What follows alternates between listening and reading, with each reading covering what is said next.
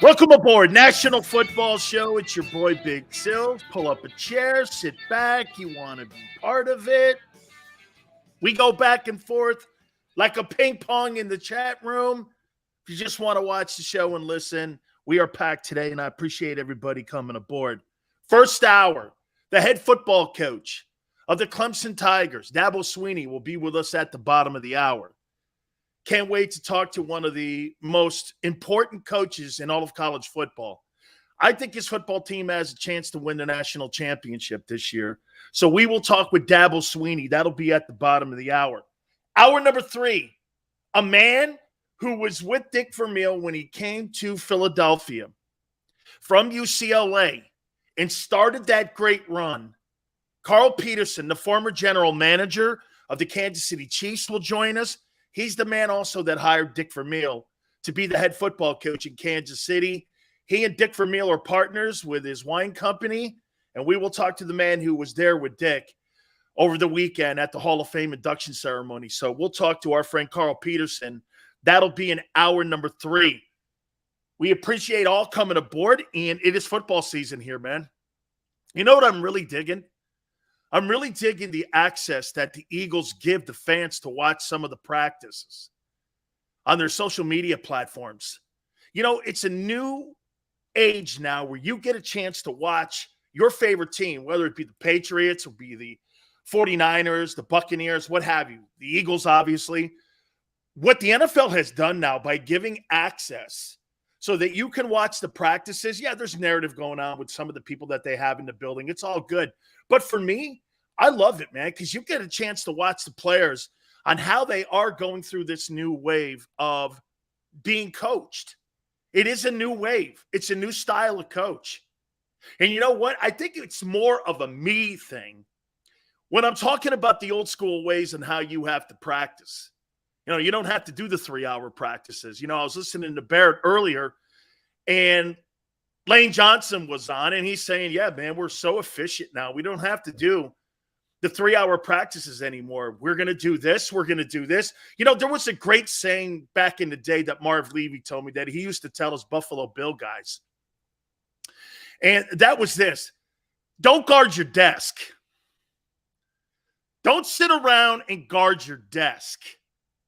If you're coming in and you've got to sit here for 8 hours and you're going to guard your desk, don't. You get your work done in 2 hours, 3 hours, 4 hours, 12 hours. Whatever it takes. Don't be chained to your desk because you feel obligated. Make it productive. And that's what you're seeing with the new wave NFL and how they're coaching these kids and how they're getting to the players now on trying to be a little bit more safe. So I get it. You know, I'm talking, you know, we're sitting here, we're constantly banging on the fact that these guys are not out there, in my opinion, preparing for an upcoming NFL season. Physical football, I think you have to have physical practices.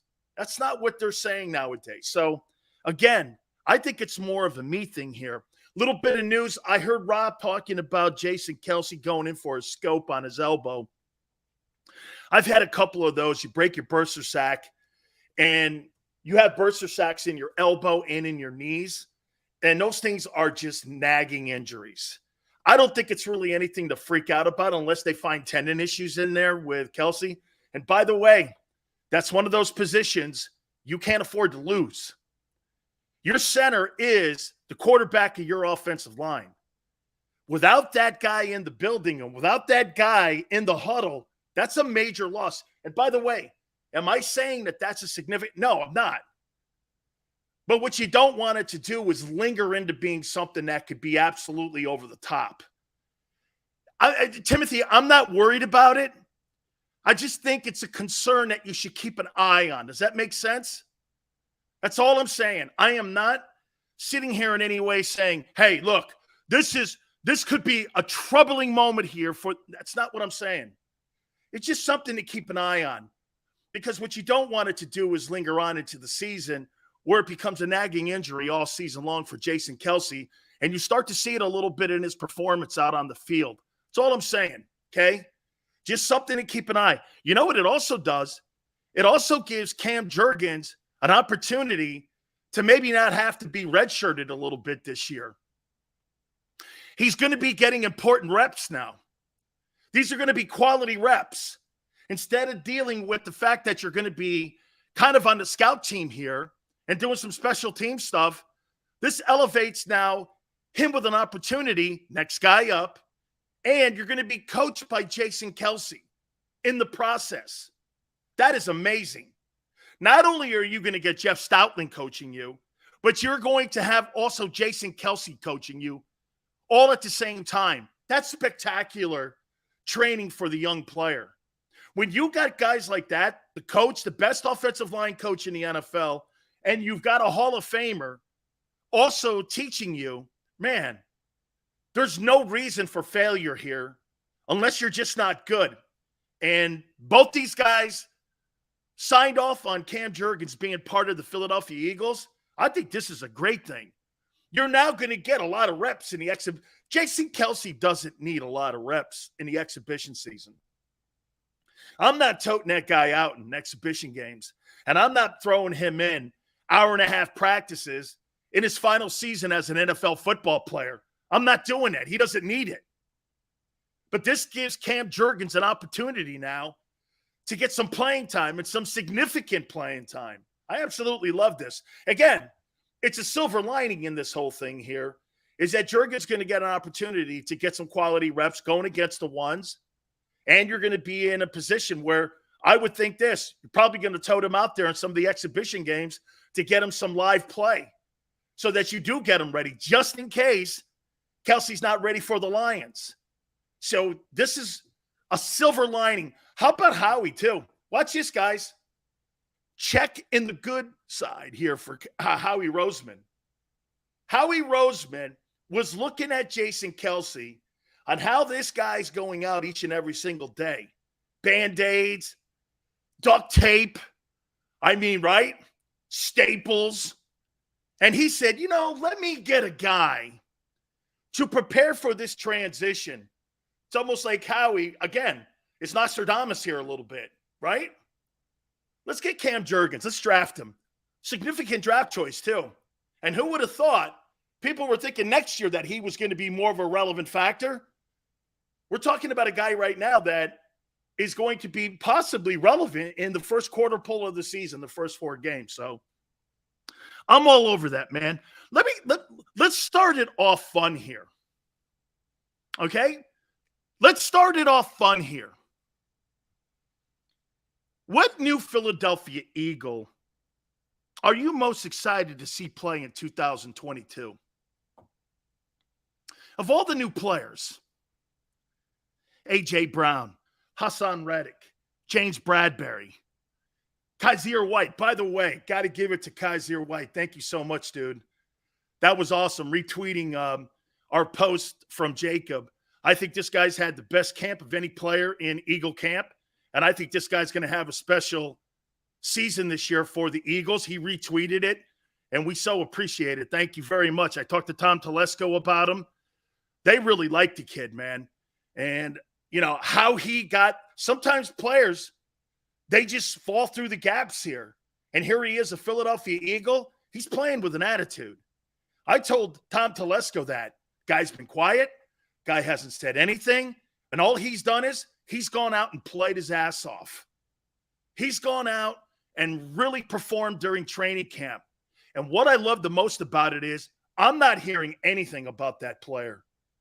All I'm hearing is that this guy wants to go out and play some ball this year, and he wants to be an every down linebacker, and I really like the kid.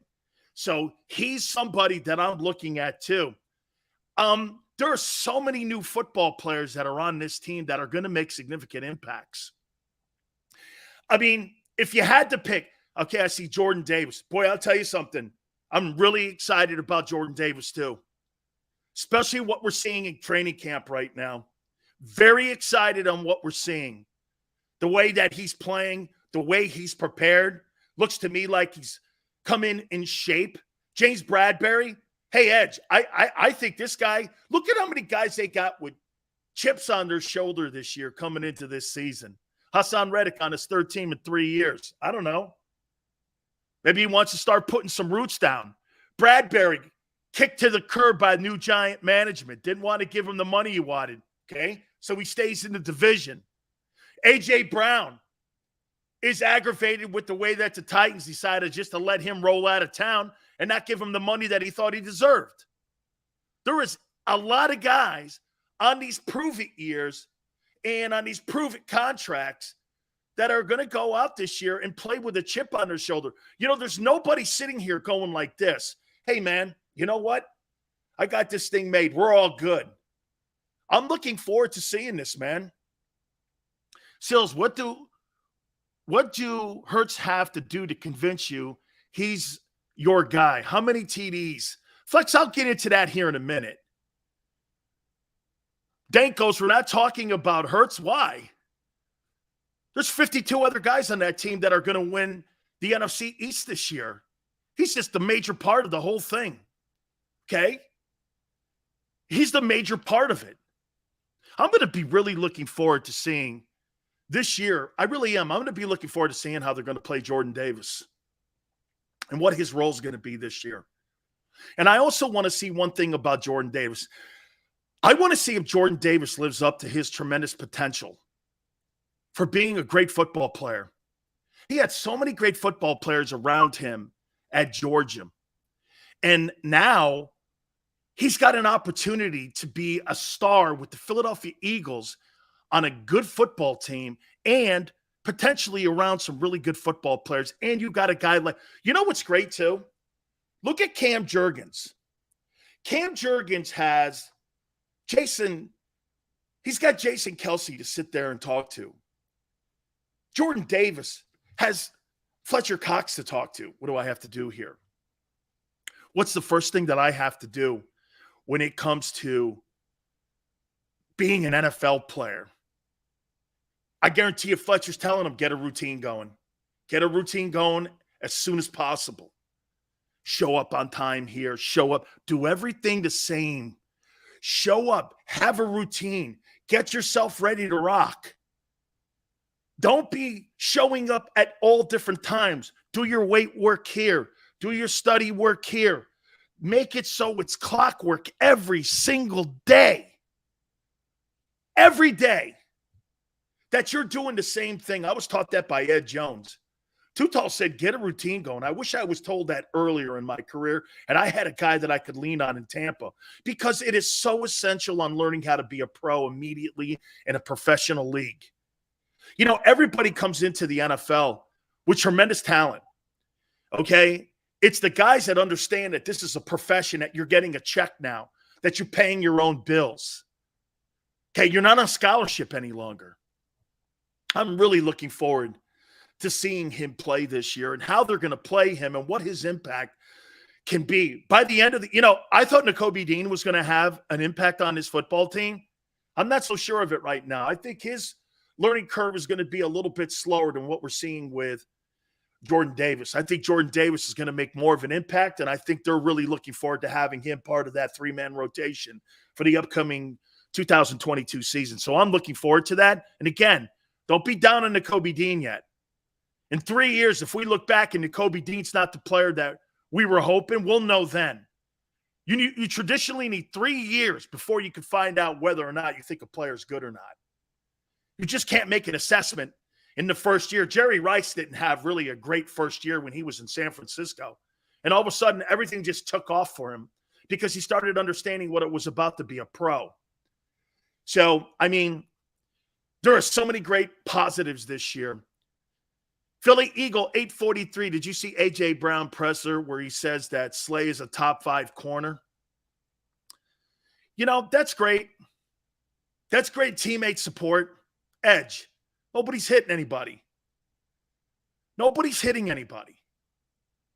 I love the support. I'm not gonna downplay the support. Great. Awesome. Glad to hear it.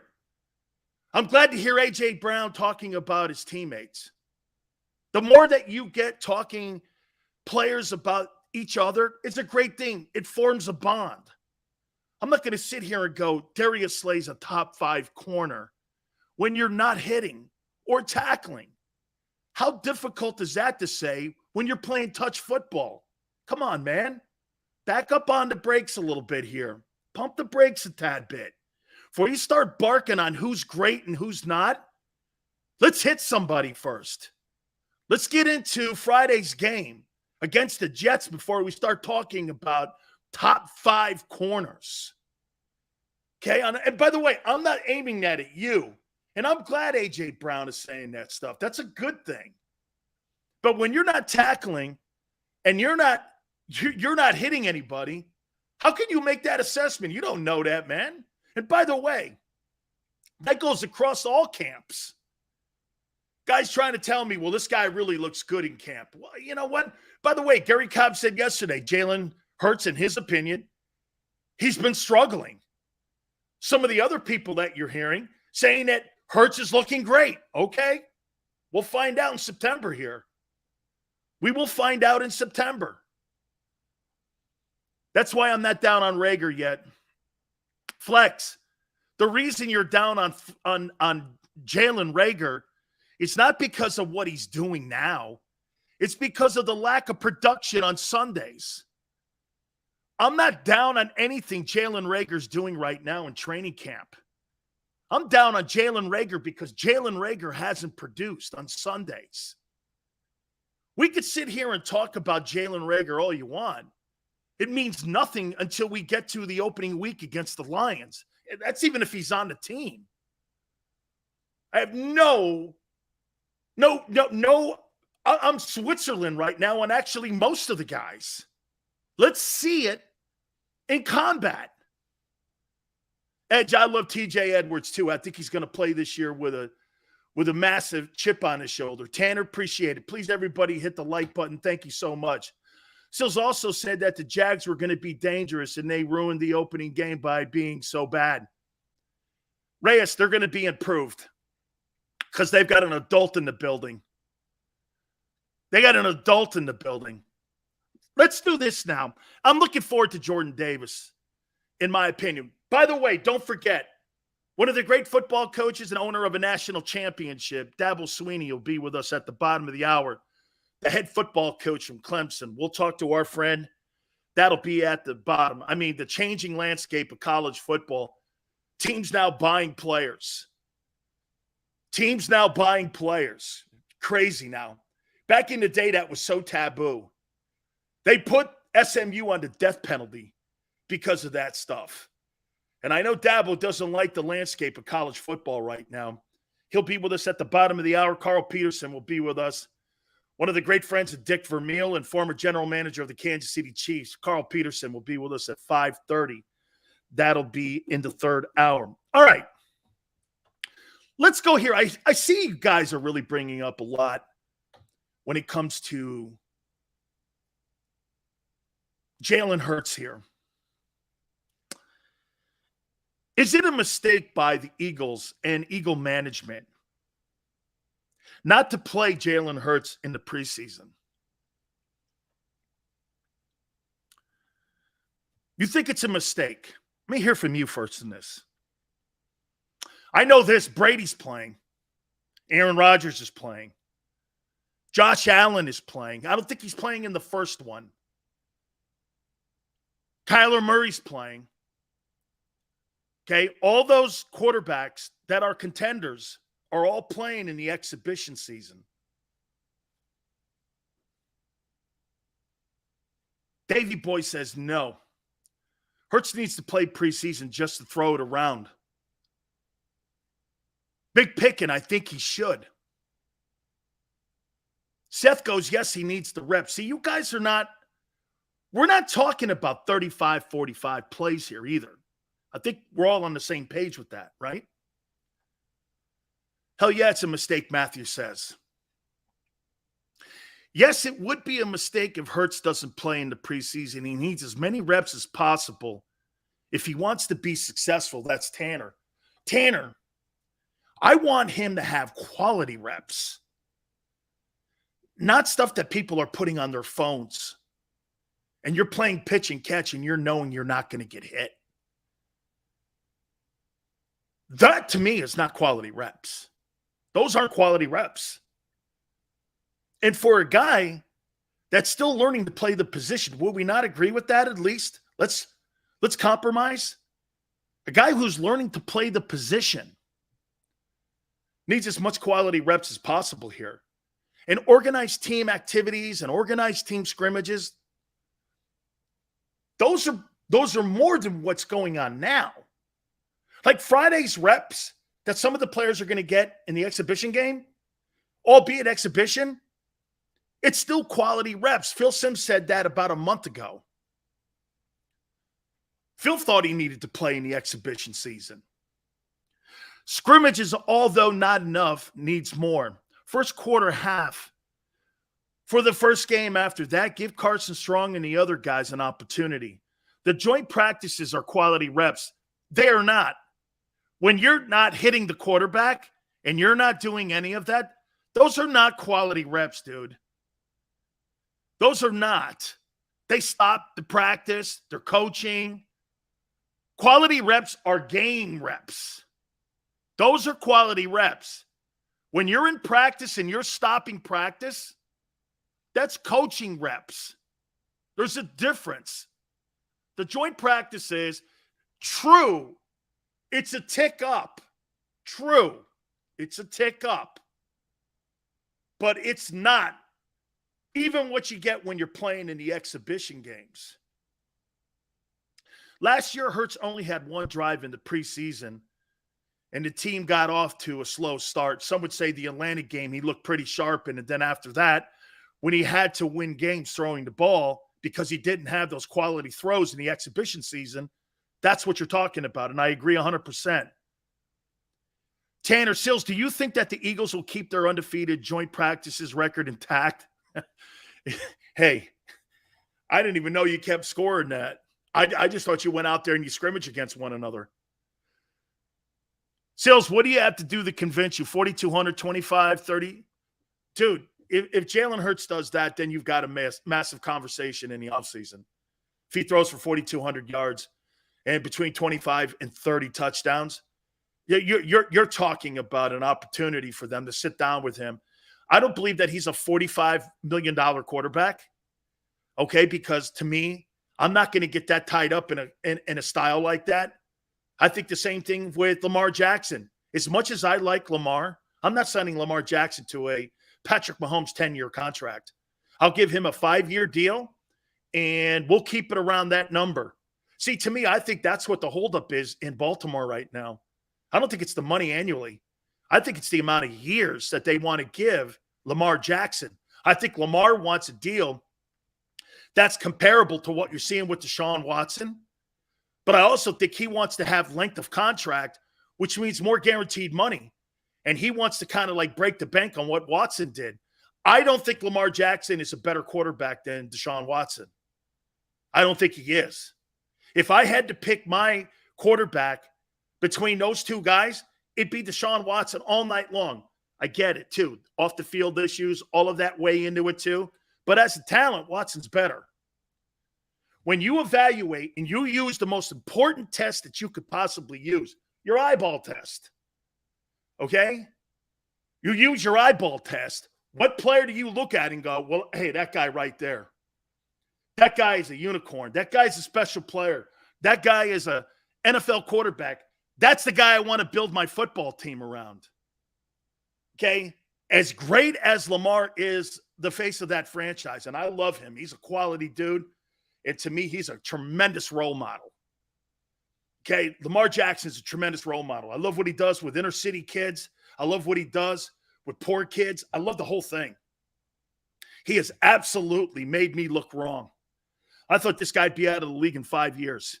Instead, he's one of the faces of the league. He's one of the faces in Baltimore. He's a true winner, man. I just love the guy. But I don't think that style of play has a long ceiling. And that's where Jalen falls in. Jalen Hurts is in a situation where his style of play doesn't have a high ceiling. You're not going to be around that long and be productive that long because of the way you play the game. If your game is relying on taking hits like that, you know, it's one thing to be Joe Burrow and you're sacked 70 times. It's another thing to get sacked, and all of a sudden, you're taking off running, and you're getting whacked because you're a ball player too, or you're a ball carrier. That takes its toll on a player. That absolutely takes its toll on a player, man. Okay? Xander just said this. I predict the Eagles give Jalen Hurts a $40 million a year contract for 4 years in this offseason. Wow. That means he came through. Xander thinks now that he is going to be a guy that will come through. And by all reports, by the way, you know, the players love him. You're seeing a lot of players, the coaches, everybody are throwing massive support around the kid. Okay? Boy, I'll tell you something. I can't tell you how far that goes. I'll tell you just a small story here. I got into Tampa Bay my first day. My first day, Ray Perkins drafts me. I was 100% so excited. The defensive line coach, Mike Dubose, comes up to me and goes like this. We're going to play it nose, and I really have no idea why we drafted you. I mean, right there, man, my entire world was put on pause. So the D-line coach doesn't like me, and he doesn't even know me. He didn't like the fact of how I got in the league and how the Bucs went into supplemental. I mean, Reggie White was a supplemental guy. This guy didn't care because he had another motive. He had another guy he was looking at and trying to coach, and he wanted him to play. All those things play a factor. And believe me, when you got as much insecurity in an NFL locker room, you guys don't know. There's a lot of NFL insecurity with those players right now. Everybody's worried about their job. Well, not all the starters, but guys are worried about their jobs right now. You know, you got one life jacket on and you're worried about your life jacket. You're worried about your boat. You're worried about your deal. It's so insecure. And anything like that can set you off. And when you're Jalen Hurts and you have that kind of support, hey, the Eagles want to make this thing work. That's a really good comment. And that's a really fantastic thing that Jalen has going for him right now. Is that, get this, the entire organization from top to bottom want this thing to work. I still have reservations of how he wants this thing to be in the hands of Jalen. We'll worry about that as the season gets going here, though, okay? Average starter gets about $30 million. Big Pickens says. That's what's going to be the franchise tag. To me, I think it's more likely they franchise tag him, and then they'll decide, okay? I think it's got more of a possibility of a franchise tag. And then the question will be what they do in April on whether or not that they go into the draft and draft a quarterback. I think there's more likelihood because Howie Roseman did not make those moves with the Saints to take a safety next year. Howie Roseman made that move with the Saints to take a quarterback. He's hedging his bets. Think about this for a second, okay? Howie Roseman made that deal last year. What month was it that Howie made that trade with the Saints so that he could get another first-round draft choice in 2023? What month was that? What month was that? Okay? Hang on here, so folks. I hate to do producing live here. Fantastic. We're going to be getting Dabo Swinney here in a second here. So we're looking forward to talking to the head football coach of the Clemson Tigers here, man. I think his football team will be a Final Four team, and I think his opportunity to play for the national championship this year is going to be pretty damn cool too. So I'm looking forward to talking with him. I think Howie made the deal in April. Think about that, for instance. Okay? Howie Roseman, okay? Howie made that deal in April. Okay? Let me see here. I'll ask him if he got the link.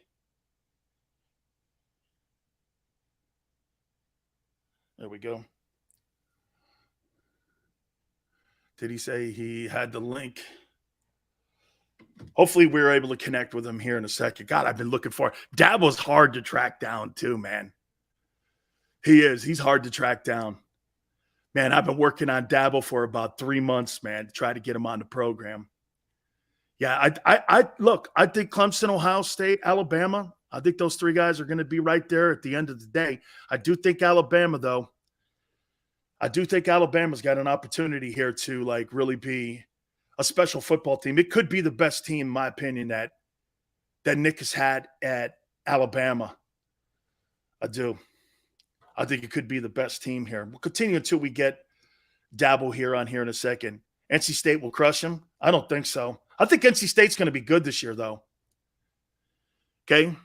Can you ask him about Brent Venables going to Oklahoma? Absolutely. That's on my list of questions that I'm going to be talking to him here. So, yeah, absolutely. I can't wait. This football season has been, without a doubt, it's going to be, I think, one of the most interesting seasons that we've seen in a long time here in college football. I really do. And a guy that I have so much respect for. And by the way, let's bring in Dabo Swinney here. Coach, I want to say this to you, and this is a compliment, Coach. You ready? So You finished the season 10-3. And folks, it's a down season, and I'm going to show you why that this is a good thing here. You had 6 straight ACC championships, 6 straight times you went to the college football playoff. Coach, you set the bar so high. Now with your football program, we used to say the same thing, Coach, under Jimmy Johnson. Coach, we'd go like this, 10-2. Man, does that suck. It's now a level of play there at Clemson that's expected, no? Yeah, absolutely. I mean, the expectations are high here, and that's a credit to, all the great players and coaches that we've had, over the past, 13 years since I've been the head coach. And, we've set a standard. I mean, we've had 11 10-plus win seasons in a row, us in Alabama. And so consistency is really, I think, has been our hallmark. I mean, not every year in my 13 years has ended in an ACC title, and not every year has been a national championship. But some years we've won the league, and some years we've even won the national championship. But the biggest thing is being consistent. And really, we've got 5 goals. They never change. And just trying to focus on achieving those goals. And, the only disappointment from last year for me, of our 5 goals, we only hit 2 of them. We won the state championship and we won the closer. We didn't win the opener. We didn't win the division, and we didn't win our league. And, when we hit, 3 or 4 or 5 of those, we usually have a special type of season and from a championship standpoint. And but the big thing is having a program that consistently competes. And we did. We competed all the way till the end last year, and we gave ourselves a shot. We got in a bind. We were 4-3, and been a long time since we've been 4-3 around here. A lot of these guys hadn't lost 3 games in their career. I mean, some of these guys, these older guys were a part of teams that won 29 in a row. So that was it was the first real adversity that we've had in a long time.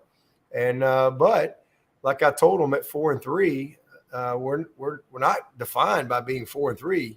What we're going to be defined by is how we finish, because that's what we control. And to be quite honest with you, with the team, that at that moment, I told them, I said, we probably got more of an opportunity to really show people what we're made of, what our foundation is built upon, what the culture of Clemson is. It's not going to be easy, but we probably have more people paying attention right now than we would if we were 7-0. And so to win 6 in a row, to find some gritty wins along the way, I'm super proud of that team. And I now have we go from 4-3 to 6 wins in a row, which is the longest winning streak in the Power 5 going into this season, which just goes to show you how hard it is to win. That's the longest winning streak in the country right now at 6. Wow. So I was proud of that team, but, from the outside looking in, people, expect us to be in the playoff and all those things. But I can assure you, nobody has higher expectations than we have for ourselves. But for me, I've never measured our success based on a championship or the playoffs or anything. I really measure every team on their commitment to the standard, how we handle ourselves off the field and all those type of things, and just the character of the group. And we had a lot of challenges and a lot of injuries and things like that. And we just weren't quite as good as we needed to be in certain areas. But, man, they finished well. And I think how they finished has given them a great perspective going into this season. And, hopefully we can build upon it. Coach, I love your group this year. And it looks like to me you guys are going to be able to run the ball, but this is all going to come down to how well your passing game, especially on offense. I'll get over to the defensive side of the ball here in a second, but do you agree, Coach? I mean, your record at the end and where you want to be is all going to be predicated on what you do offensively this year. Well, I mean, I always say teams win championships, so we got to do it together for sure. But there's no question we got to be better offensively, and we will be. Last year was, man, it was painful in a lot of areas. But the thing about it, what I loved about it is, again, we found a way, and really, honestly, with our least personnel available, we played our best football down the stretch, and that's a credit to the coaches and the guys, just finding a way. And so, yeah, there's no doubt we've got to be better. We got to be a better passing team, period. The end. And we've always thrown the ball all over the park, and we've been very successful. And last year was a perfect storm for us. I mean, we had a ton of injuries and things like that, and we didn't play as well as we're capable of in certain areas. We didn't help DJ. He's got to be better. We certainly got to be better around him, and we got to get you got to have a little luck along the way too in some key areas. But we're going to be a lot better up front, which is where it starts, with just functional depth. I love our offensive line, what I'm seeing right now, and what I think we have the ability to do. We got to go do it. We finally got all of our receivers, back in a good spot. And, we ended up having to start two true freshmen last year at receiver. And, everybody was hurt. And so it's going to serve them well this year. But getting all these guys back will help DJ. And we're a much more experienced group. But it's going to start with running the football. But people know what we've got in the backfield. And also saw how we struggled last year. We dropped a bunch of balls. We missed some throws. We were, as a result, a poor third down team.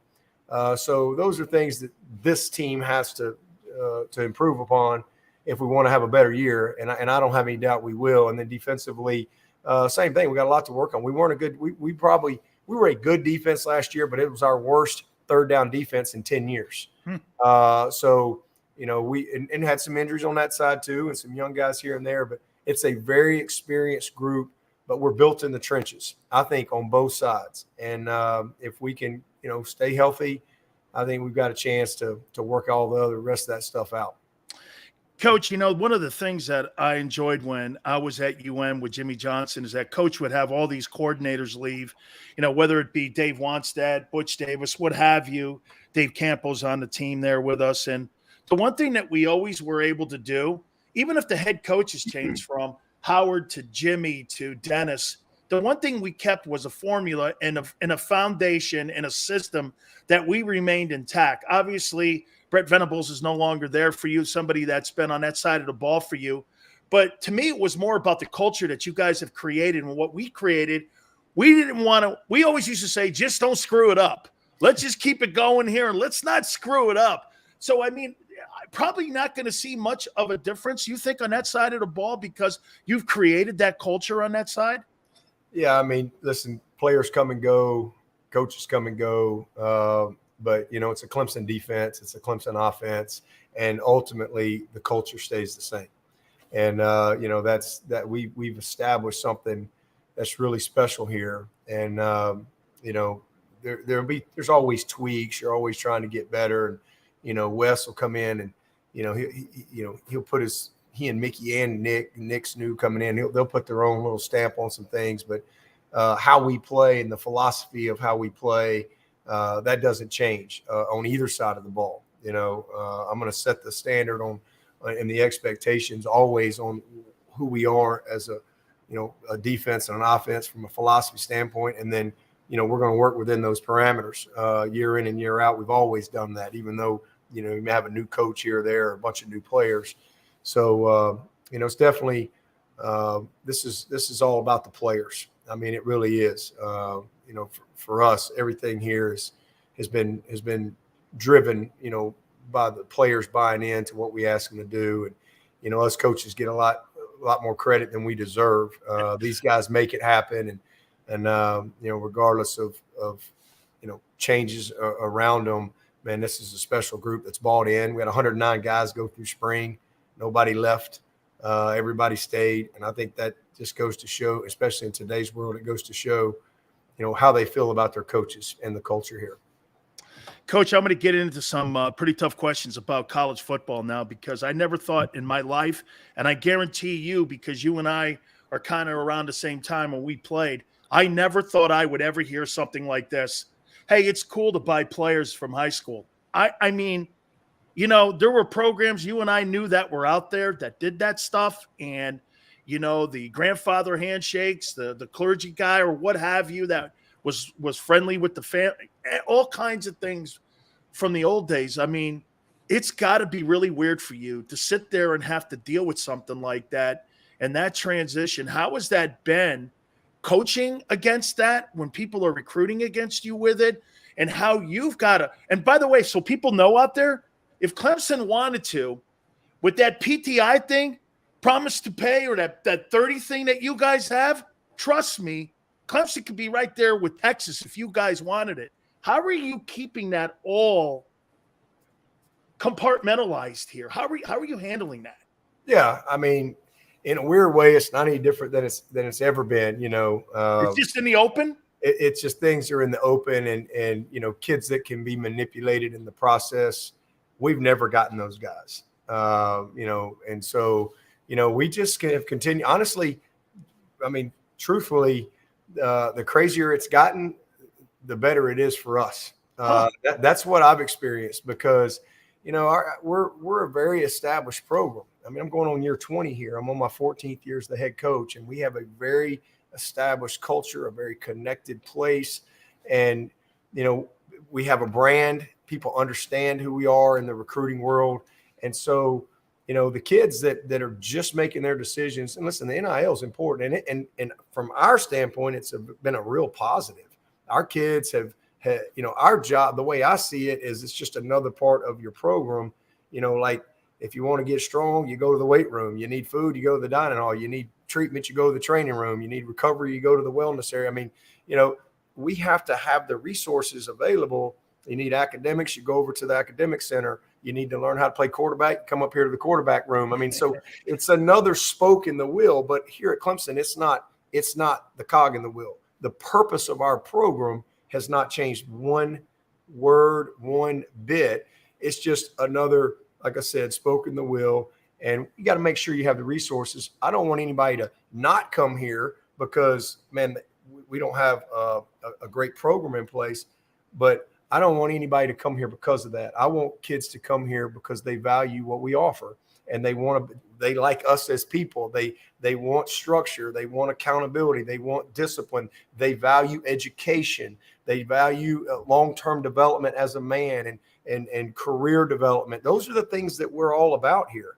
And, oh, by the way, this is Clemson. I mean, if you want to participate in your name, that's there's no free ride, so, we don't get involved in the NIL stuff on the recruiting side. And I know there's a lot of that goes on out there, and that's gone on before it was legal. That went on, but we didn't get involved in that either. And so to me, I don't really look at it any different other than, hey, it's been really good for the players. It's been a real positive, I think. I just think with any new thing, there's always unintended consequences, and there's always people that are going to use it in the way it's not intended. And, you're going to have some kids that are 17 years old, and they're going to make decisions at 17 years old based on money. And I don't think that's a good way to go about things. I don't think it's a good way to go about things at any age. I think, and then you get there because the logo wears off and all that stuff goes away. And then you realize, man, I don't like these people I'm with. So we really, honestly, I think it has kind of even more separated us a little bit and made us maybe even more appealing to the type of kids that we want to recruit and the type of families. And again, it's not that these kids don't want to maximize NIL. Yeah, absolutely. But but that's not their number one thing. That's just a part of the equation. And so, our job is to help them navigate, to protect them, to train them, to educate them, to help them navigate and maximize NIL opportunity while they're in college. Some of these kids' brands will be bigger in college than they will if they go pro. So let's help them maximize that, but let's do it in a way that helps them stay focused on the long-term, things that are going to last. Because you and I both know, short-term money, it doesn't hang around very long. And the number one thing for us has always been graduation. And that is never going to change. And man, I am the first college graduate in my family. I know that 98% of these kids are not going to play in the pros, and shame on us if we don't do everything we can to help them, stay on track academically, because they need it, man. They need it. And it's not that you can't be successful without your education. You can, but it's just harder. And data says that. So, I'm all for, I would love to see them continue to improve. We don't have any rules right now. We have no normalcy. We have no like it's like crazy. No guardrails. Nothing. And so there's going to be some bad stories and some things. And then you throw in the fact that you got immediate eligibility, and so that leads to tampering. We don't have any rules. Like, you got a lot of tampering going on in college football. That's just a fact. It's crazy. See what happens in the NFL. Boom, they come find you and take the first round picks, and we don't have any consequences. So, but to each his own. People are going to do what they need to do. All I'm focused on is Clemson. I mean, listen, there's so much out there that I have zero control over. The only thing I am focused on is our program, these kids, man, serving their heart, trying to help them, develop into the best players they can be yet, but more importantly, great men. So when I see them when they're 30, man, they want to come hug my neck and high five me and not go the other way. So, man, we've built a branding institute. We've got an NIL coordinator. We have all these things to help them, because there's a lot going on, from an education standpoint.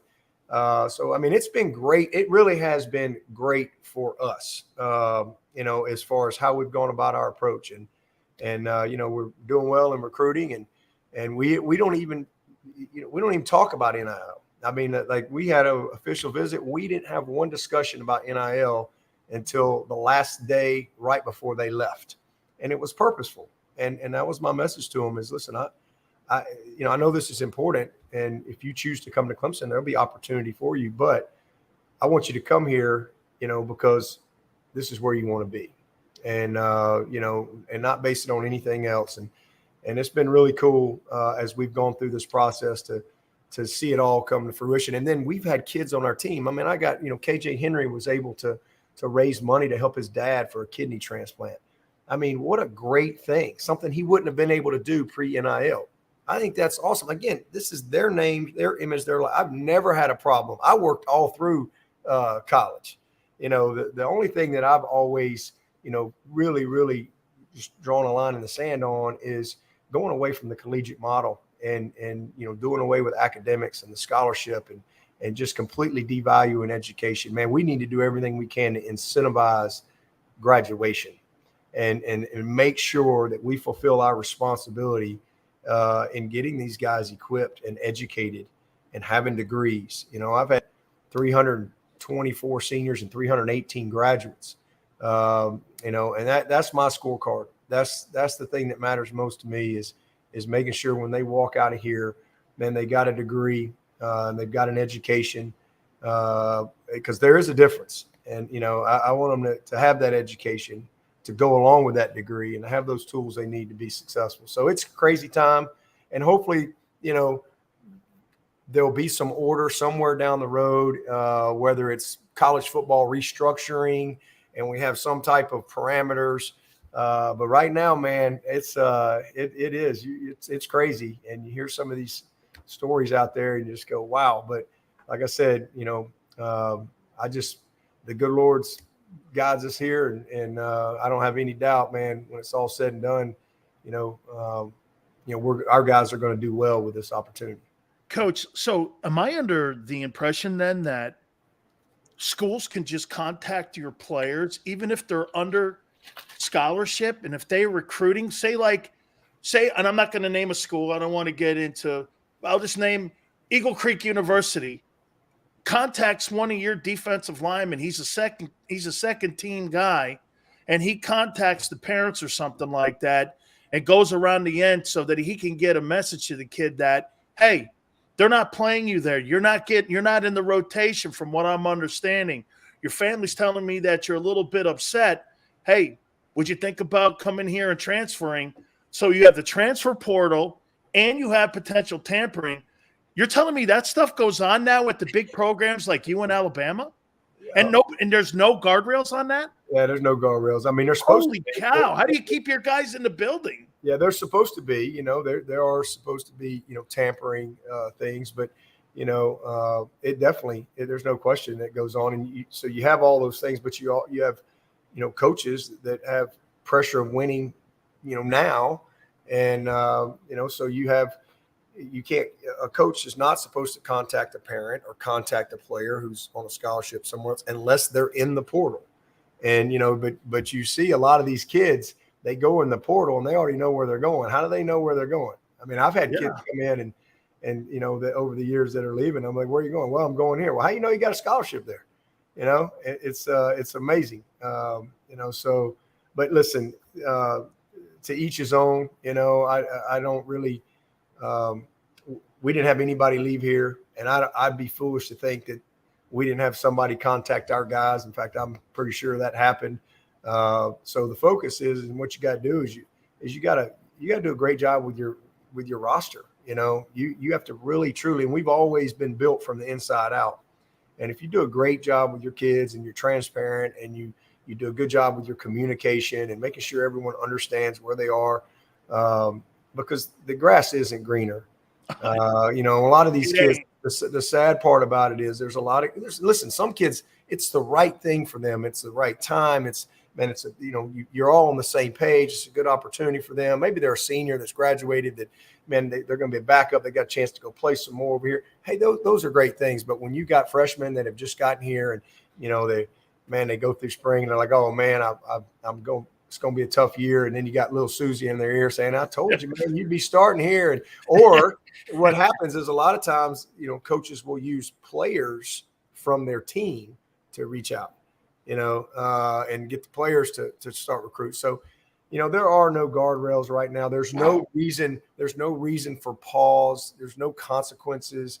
And so I think there's going to be a lot of kids that make decisions based on the wrong things. And then you're going to look up and they're going to be at 2 or 3 schools. And then academically that, I don't think that's healthy for them. And then in the end, what are you connected to? You're connected to Miami, right? Like what are you connected to? And so it's complicated, but I do think that I think we're heading in the right direction, as crazy as that seems, because I do think with all that's going on, there's going to be some type of restructuring and some type of order, whether people seem to want the NFL from a model standpoint, like, with playoffs and this type of stuff expanded. So if you're going to have that, then ultimately there's going to have to be some rules that everybody can agree on and things like that. But, we'll see where it goes. But I can tell you this, man, it's never been better to be a Clemson Tiger. And we got a great group of guys that and a great, recruiting base and just a very solid culture and foundation that's been built over years. And it's going to be a lot of fun to navigate these next few years as we keep moving forward. No, absolutely, Coach. You got a great culture. 2 last questions for you here, Coach. Do you think college football is in a great place right now when we're looking at the restructuring of college football, when it's these super conferences? And obviously Clemson, Florida State, Miami, and the ACC are targets for potentially Big Ten, Southeastern Conference. Man, to coach today, social media, nil. You got that. All the players are hearing all this. And then you got to go out there and have a 3-hour practice. I don't even know if that's legal any longer. You got to go out there and have a practice. By the way, don't ever go to a Ray Perkins practice because they're 3-a-days. So I won't bring that up. But, Coach, how do you navigate where college football is? Do you think it's in a good place? Well, I think first of all, I think the programs out there that are really relationship driven, they're going to do just fine. The programs that are more transactional, they're going to struggle. There's going to be a lot of coaches, there's going to be a bunch of coaches not keep their jobs. But, from where I think college football is in a good place as far as what's going on with the players, and that they have more opportunity to maximize some things while they're in college within the collegiate model. I think that's great. I don't think college football is in a good place at all from a governance standpoint. I think it's an absolute mess. And there's no coach out there that won't agree with that. At least not on camera. I mean, it's a mess when it comes to order and rules, structure, etc. And it's kind of crazy. So, but I think it's gonna lead us into a better place. And I think we'll look up. It might be 18 months or 2 years or 3 years, but I think when we look up in that time frame, we'll say, you know what, hey, all right, there was some pain along the way, but hey, we're in a good place right now. As far as overall college football and the popularity of it and all that, I mean, it's never been better. I mean, people love college football. People sitting around all day, every day talking about the problems of college football. And so that tells you that, the popularity of college football has never been better because people care. But governance wise, from a, just governance structure and being able to get things done, especially like for the Power 65, I mean, it's almost impossible to, something that should take 40 minutes to get done takes 4 years. So the bureaucracy, the governance structure, it's not good. What we've seen from a player standpoint, there's a lot of positives, but there's some chaos that's come with it that's not intended, but it's got to be dealt with somewhere along the way. And then just again, fandom and popularity. Shoot, I mean, people love it. They absolutely, because they're passionate about it. And regardless of what you think, people will love to sit around and talk about college football. So you got the NFL and you got college football. It's the two most popular sports in the country. So I don't think that's going to change. But I think from a moving forward standpoint, you to really be successful as a coach, you're going to have to really, have a great culture. You're going to have to really have, great relationships within your walls. And you got to be a great communicator. You got to get everybody to buy in more so than ever before. And if you can't do that, it's probably going to struggle. Finally, Coach, NFL aspirations. You just mentioned it. I mean, you're a young guy. You've built a legendary program at Clemson. Coaching college kids and making that transition to the National Football League. Is that something, Coach, that is out there for you? Do you ever think about it? I know you're a Clemson guy and you love the program, and this is where you are, where your feet is right now, Coach. And I always tell coaches, and coaches always tell me that, hey, I'm where I am right now. That's who I am. But is that something out there that could be a goal down the line for you, that you might want to try to do that and make that transition like Pete Carroll and Jimmy Johnson did?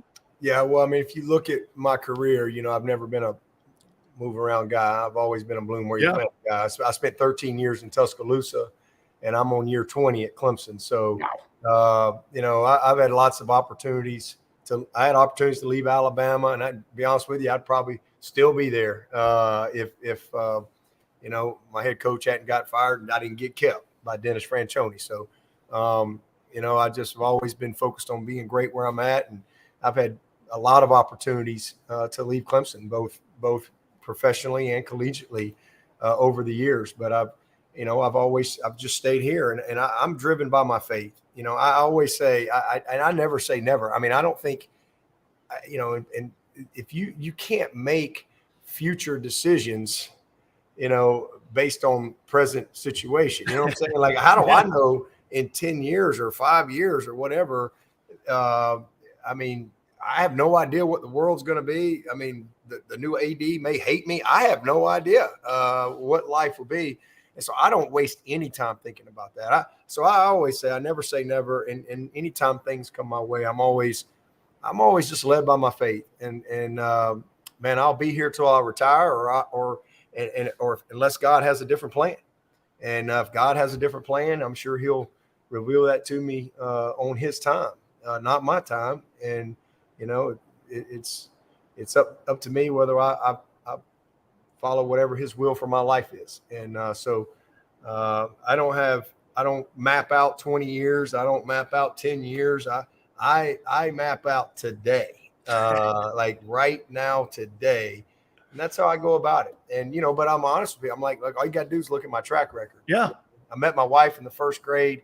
You know, we started dating in the 6th grade. You know, been married 28 years. I'm a very simple guy. But, you know, I don't know. I mean, I never say never, but I don't spend a lot of time thinking about any of that stuff. Well, I'll tell you what, your environment, like I said, is awesome. And the first time I played at Clemson, that little tiger paw, you see that little one out in the street, then you see the big one as you're getting closer to the stadium, and then you see that welcome to Death Valley. I'll tell you what, man, it's one of the coolest environments that I've ever played in. They let loose like about 200,000 balloons back in the day at this game that we played in. Because I started my career at Maryland, Coach, and then I transferred to Miami, and that was one of the greatest environments. And you have a really great environment. You have a great program. And I think you guys are going to be a Final Four team this year. Thank you so much for taking time with me. Appreciate it, Dan. Hey, good to be with you, man. I appreciate how you go about things too. And thank you, sir. Hey, thank you. Have a great season. You got it. That is Dabo Swinney. Please do me a favor, guys, and hit the like button. That was awesome for him to spend that much time with us. Hey, real quick, I want to throw out there about our friends at Morgan & Morgan. Where the fee is free. Know this, and you know what that means? They do not get paid unless you do. If you're hurt or injured on the job, finding an attorney to get you the fair compensation you and your family needs is one of the most important things that you could possibly do. That's right. With over 800 attorneys in offices in Philadelphia, New York, and in Florida, the biggest law firm in the country is going to do battle for you when they're in a courtroom. There's no such thing as a fender bender, and there's no such thing as a small case. Call them at 800-512-1600. That's 800-512-1600. Open 24/7, 7 days a week. And as I said, the call is free. The consultation's free. 800-512-1600. And when you call Morgan & Morgan, do me a favor. Tell them Big Sil sent you. When choosing a lawyer for your injury case, you may ask, does the size of the law firm matter? Well, of course it does. The insurance company, they're huge with unlimited resources. And whether your case is big or small, they're built to bully you out of the money you're owed. But here's the good news. We're big too, the biggest actually. And we're built to fight to make them pay for all that was taken from you. Size is our strength. There's only one Morgan & Morgan, forthepeople.com.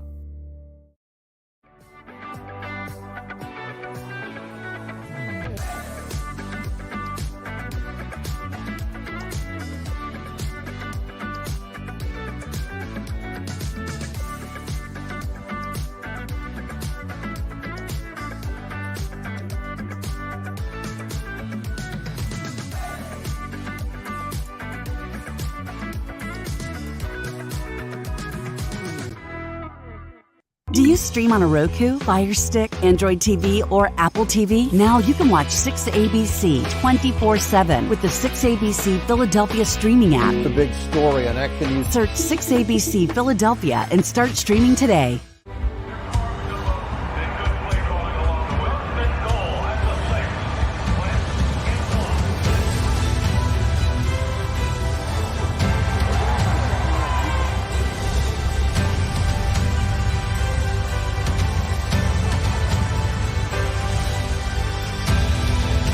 Field of life, First Trust Bank is there for you. Champions on three. 1, 2, 3. Because Philadelphia dreams deserve a Philadelphia bank. At Stateside Vodka, every new customer gets the world's best rocks glass. Free. What's that? A rocks glass? You're telling me that bottle is cut in half? You could say that. Holy shit. Glass is for cocktails, right? It's for this, this, and that. Is the length of the glass equal to your... You betcha. But is it made out of... Glass? Yeah, okay, but is the rip... Smooth? Will you stop doing... That? I'm the professional here. And you're telling me I can get one of these glasses for free? That's right. 1 free rocks glass per customer with each first-time purchase of Stateside Vodka. All from the company that's highly awarded. 0 carbs, 0 sugar, and deliciously tasting vodka. So good, it just disappears.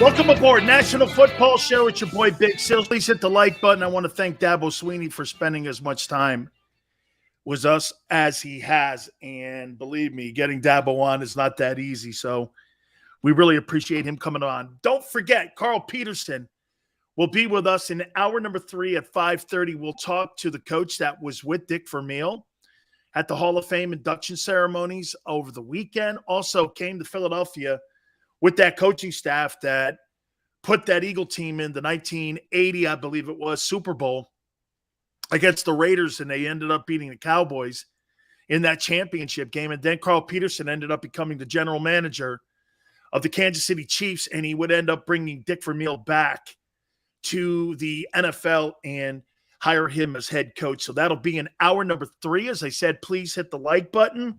Who do you think Howie helped the most this past offseason? Jalen Hurts or Jonathan Gannon? How about this one? Who do you have a little more reservation on? Jalen or Jonathan Gannon? For me, it's Jonathan Gannon. It's Jonathan Gannon. I want to see the guy be able to put all the pieces on the chessboard and win. And by the way, just because you've got a bunch of new pieces like you did in 2011 and you called that thing the dream team, that thing was a colossal failure. Just because you take yourself back to that 2011 team. Remember all the hype you had on that team? Remember all people what you were saying? Hey, this football team looks like it could be a pretty good-looking team. Remember? Haven't you added just about as much to this team as they did in 2011?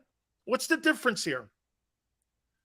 What's the difference between the 2022 team and the 2011 team that had all the hype? This is the most hyped I've ever seen the Philadelphia Eagles, actually. I didn't even think that the 2017 team had hype around it. I don't remember that team having hype. What's the difference between this team and why you have more confidence when you have more question marks at the quarterback and coordinator position defensively than you even did in 2011? What's the difference here? You got more question marks. What's this? You probably have more question marks at the quarterback position on this team than you did in that 2011 team, no? What's the difference? Help me out here. I wasn't covering the team as I am now in 2011. What's the difference? What do you see in this team? The quarterback is average. The quarterback is average. I don't care what people think of him. Until that guy wins ball games, you're not getting me sitting here rubbing genie lamps telling you that that kid's a good player until he proves it. See, that's the thing about the NFL. You know what? Guys, I'm going to tell you flat out here. You don't get praise unless you earn it. I'm sorry. Just because an organization has good mojo on a coach or a player, that doesn't mean shit. You got to go out and earn your reputation and your respect. You can't have people asking you to go, hey, we really like this guy. What's that mean? Who gives a shit if you like the guy or not? Go win ball games. Go out there and lead your football team to a win. I don't care if you like this guy versus that guy. That's got nothing. How many people do you think really like Aaron Rodgers? Honestly, you think everybody in that green, hey, watch this. In 5 years after Aaron Rodgers retires, let me ask you a fundamental question that'll go right into what I'm talking about with Jalen Hurts here. 5 years after Aaron Rodgers retires a Packer, who do you think Packer fans are going to revere more? Brett Favre or Aaron Rodgers? Ask yourself that. Who do you think Packer fan looks at and goes, I'll take Favre or I'll take Rodgers? Which guy do you think they would pick when it came to being revered more by their fans? Who do you think? Who do you think? I think it's Favre.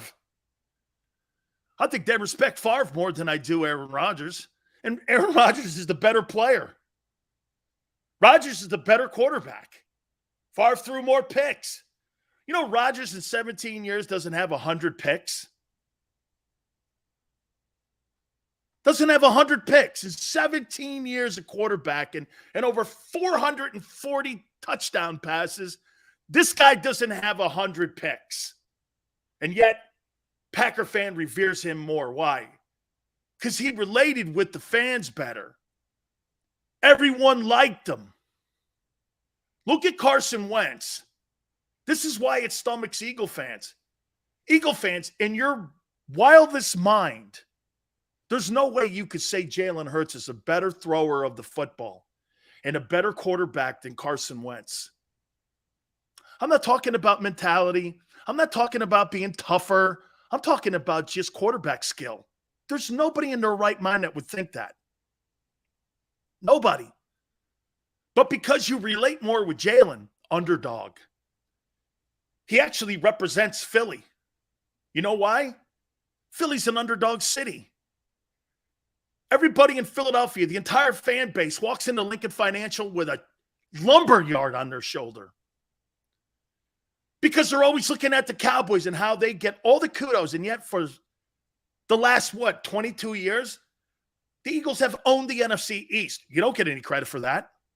Nobody looks at the Eagles as being the Tiffany team in the NFC East, even though you've dominated the East. Eagles have more playoff wins than all the rest of the teams in the NFC East combined since 2000. Do you know that? You don't get the respect. It's a fact. They look at the Cowboys or the Giants.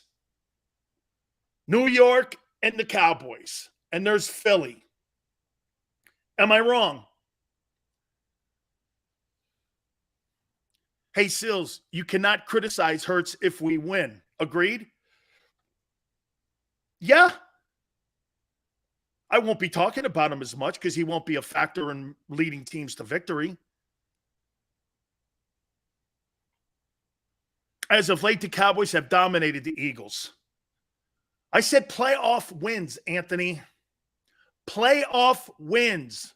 I know sometimes the internet's a little fuzzy for people when it comes to hearing, and some of you need hearing aids. Playoffs since 2000 have dominated. The Cowboys have 3 wins in the last 27 years. Don't talk to me about Cowboy football until you do shit in the playoffs. The Eagles have actually been to 2 Super Bowls in that time frame. Won 2 NFC championships and a Super Bowl, and the Cowboys pick their nose and go home and play golf. End of story. End of story. Wentz stinks. His pocket presence is horrendous. Well, he stunk his way to 27 touchdowns and 7 picks last year, and 3,700 passing yards, and a 94 quarterback rating. You hope your guy does that. And, by the way, beat winning teams last year.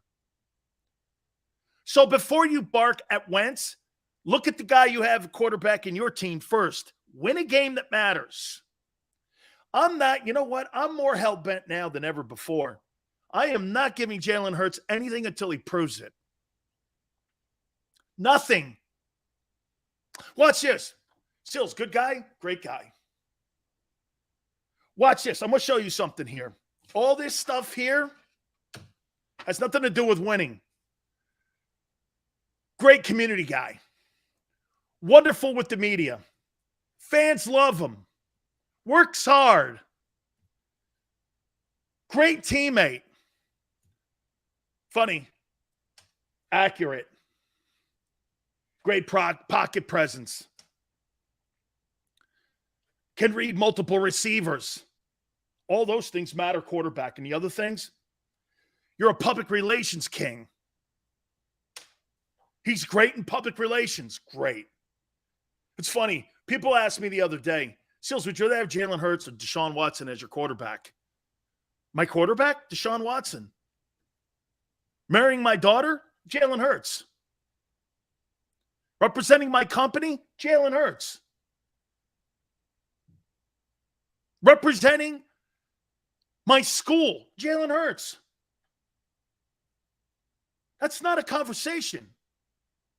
He's a great dude. So what? Why didn't they make the playoffs? Not sure who you're talking about. All around auto, you're a hater. Been to playoffs every year since he's been a starter. I'm not sure what you're talking about. Hurts will get us to the Super Bowl. Hurts has got to win a game that matters first.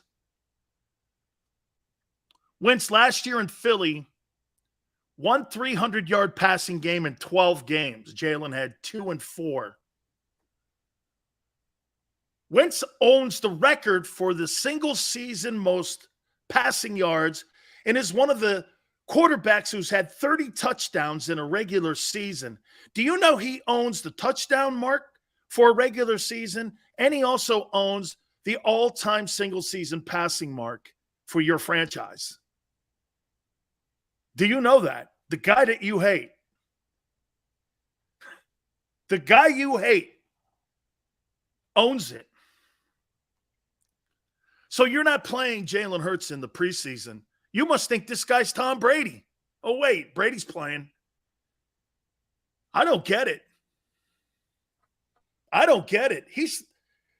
That guy is not ready to win ball games yet. I don't give a shit what you think, how great you like him, who he is. I don't care what you think. Here, I hate people getting handed things, especially reputations. You're treating Jalen Hurts like he's Kyler Murray or he's Russell Wilson.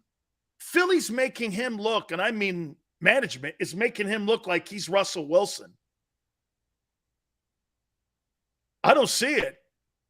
What's the most significant win he's had in his career? And I'll tell you what, I'll back off and I'll go, wow, you're right. Young player like him, that's a great win. Tell you what, I'll eat crow right here if you tell me the most significant win he's had since he's been a starting quarterback. Please tell me. Okay? Life goes, what has Kyler Murray done? Well, Kyler Murray has turned a franchise into a winning franchise. And if you remember, prior to him getting there, the place was a train wreck. The place was a train wreck.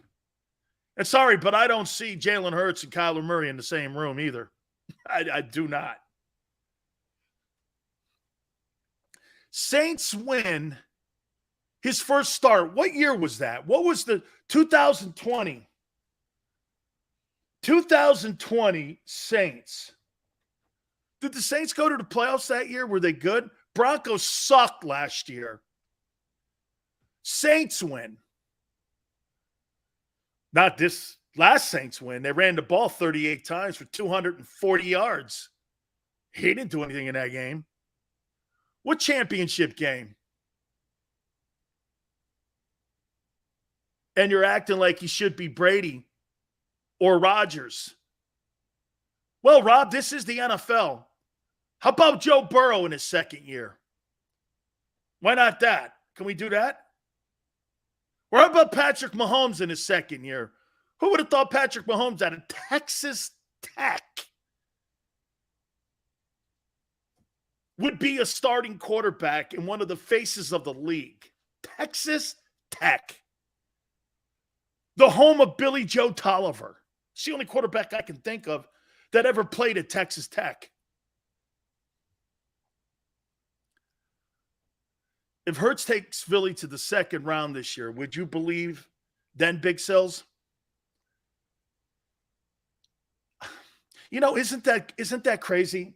You know, I think you guys, I really do think, because Barrett Brooks said this the other day, okay?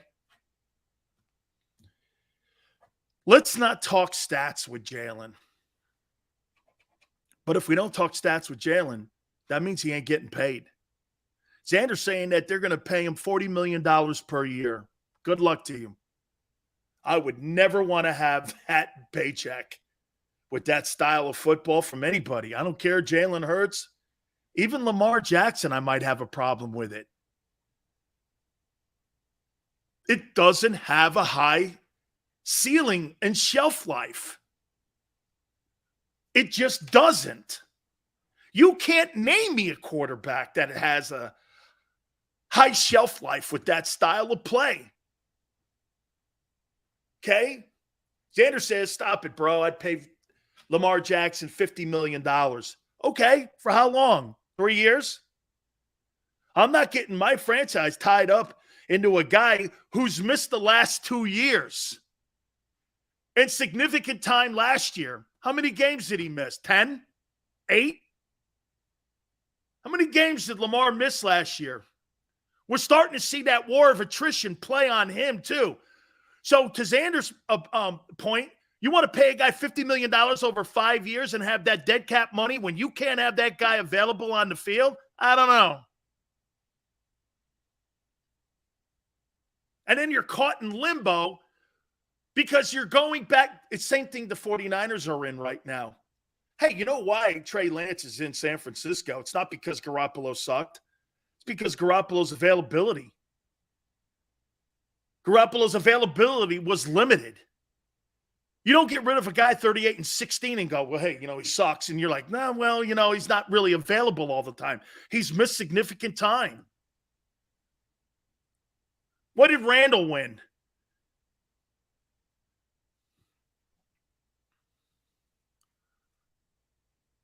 Name Brand is onto something. Brady takes less to keep talent around him. That's right, Name Brand. He invests in himself. O-line, running backs. Okay? You know, I heard, and I was watching the Sal Palantonio interview. Sal says that, you know, they had really a good screen game last year. I think the number one back had 30 catches. That's got to improve, I think. I think your backs have to improve on catching the ball out of the backfield. What a game we'll have. I think it was 33 catches was max. Slasher says, Sills, Josh Allen and Jalen Hurts are not in the same spacecraft. What did Aaron Donald call him today? What was the word that he used? Let me get that. Aaron Donald said something about Josh Allen today. What was it? Here it is. A futuristic Big Ben. Unguardable. Just enormous. 6'5.5", 6'6". Runs 4.5s. Has a cannon for an arm. Futuristic Big Ben. You think you're saying that about the futuristic Jalen Hurts? Hurts isn't a dual threat. He's not. But see, but listen, there is one way to look at this. Let's be fair here. That's a great question, guys. Define to me what success will be for Jalen this year. That's a really great question. Tell me what you think success is this year. What's success this year?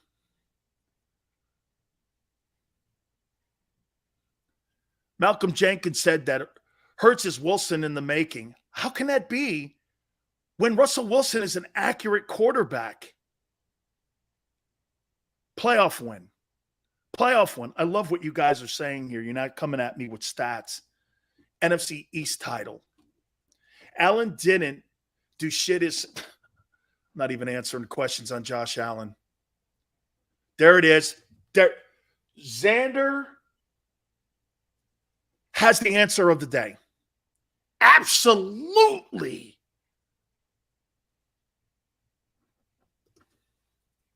Xander's got it.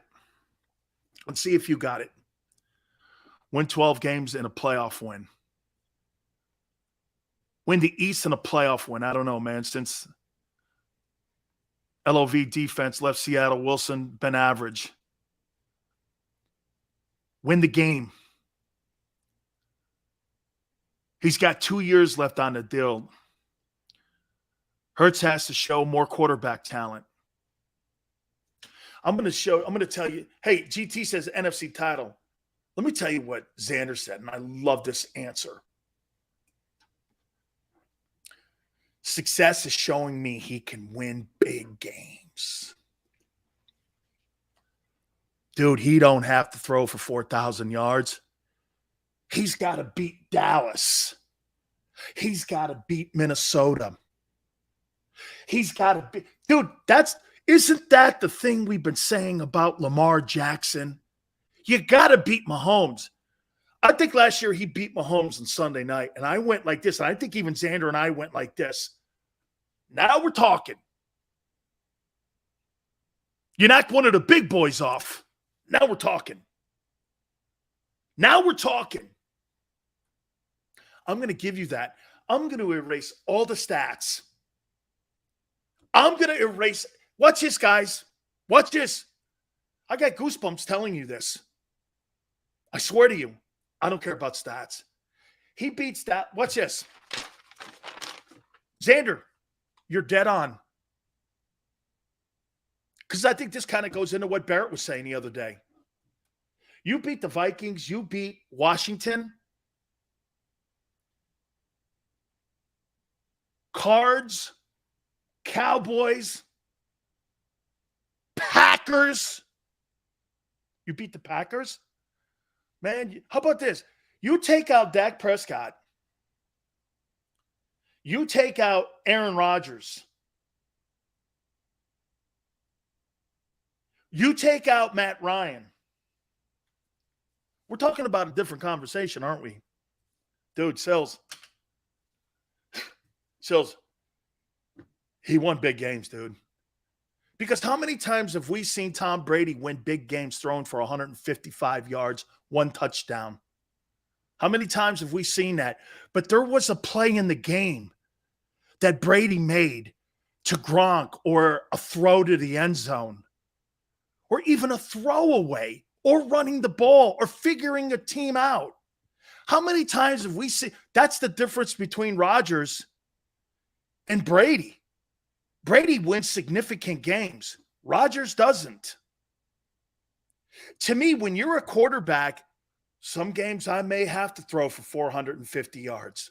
Some games I may only have to throw for 139 yards. I'm not going to question 139 yards if you're beating the Packers. That's why I don't question Garoppolo. Well, Garoppolo, bro, it's about the wins and significant wins, and 5-2 in the postseason, rolling into Dallas, rolling into Green Bay. That's significant wins.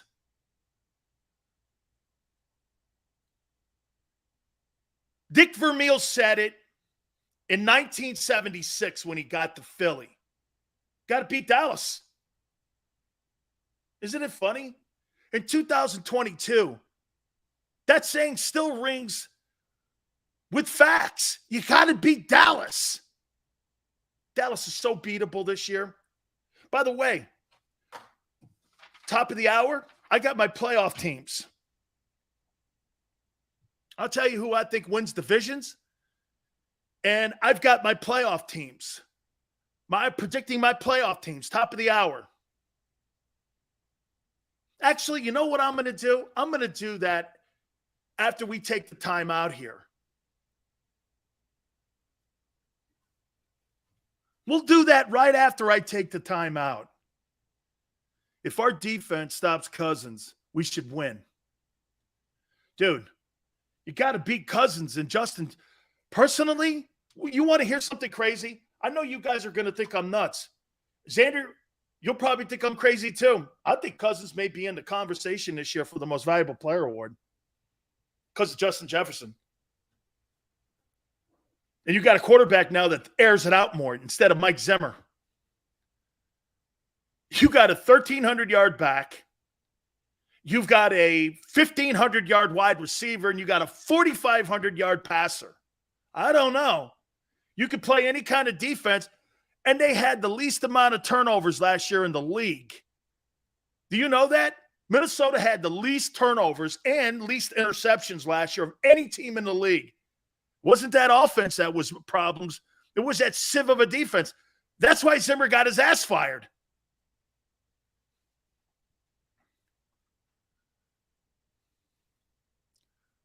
Hurts won't beat top quarterbacks in shootouts. Our defense. Yeah, but name, that's a great point. Jalen Hurts is not going to get in a back and forth with Patrick Mahomes. So what do you do when you want to beat? How do you guys beat Patrick Mahomes? Jalen Hurts has the brain. You know what, Xander? If this kid can figure this out, and this is where Wentz can't figure it out, how do you beat Patrick Mahomes? You can't get into a back and forth with him. So you know what you do? Make plays on third down. Constantly third and short. You keep that dude on the bench. Only way to beat Mahomes, don't let him get on the field. He can't step on the field. He can't win. Sustain drives with that powerful O-line. Make a play. In the passing game, jump ball. A.J. Brown in the end zone, in the red zone. 26-21, you beat the Packers. That's how you win ball games. That's how you win a major contract. Jalen Hurts is not going to put 4,500 yards up, but if he can figure out how to beat these big teams, he'll get that money. You got it. Xander, I will concede to that. I will concede to this. Because if he has hollow, empty calorie stats like Dak does, and you're getting blown out, and you throw for 4,000 yards, and you're 9-8 again, means shit to me. You didn't get better. This team is not a 9-8 team. So I'm not going to look at – I'm going to look at quality wins. There wasn't one quality win last year. You know what? I'll take that back. I thought that Saints game was a quality win. I think if I'm not mistaken, I think that Saints defense was the number one rush attack defense, least amount of yards given up, in the league going into that game, and the Eagles ran them over like they were a lawnmower. Okay, so to me, that was a quality performance offensively. Okay, that was a quality performance. You got some pretty good football people on that side of the ball there, man. That Saints game last year, they ran the shit out of it. Xander's like, Sills, just a reminder, man, we have 2 first-round picks and a boatload of dead cap being freed up next year. If Hurts can beat good teams, he takes a team friendly, we could be real good for the coming years. Got to beat significant teams. I wonder if they're coaching him that way. Dude, let's lean on the run game and these big. Hey, Minnesota, I'm not letting Cousins and Jefferson on the field. I'm going to run the shit out of the ball in those games. And once I get to the red zone, I'm going jump ball with AJ. Sounds like a great plan to me. Watch this. Run the hell out of the ball from 20 to 20. Then you play red zone offense. Go get it, AJ. I told you this. That's where that dude's going to be a significant contribution guy to this Eagle offense. He's jump balls, red zone. You guys have – I'm compromising here. I'm not going to look at stats. All that shit I said, I don't care about stats. He's got to beat significant teams. I'm going to look at some of those teams too, and I'm going to give you my playoffs here. I'm going to compromise here a little bit. Okay? I'm going to compromise. Okay? Nate Brent says, Hurts is a coach's son. He understands all this stuff. It comes down to his arm. I think it actually comes down, Name, if he's patient.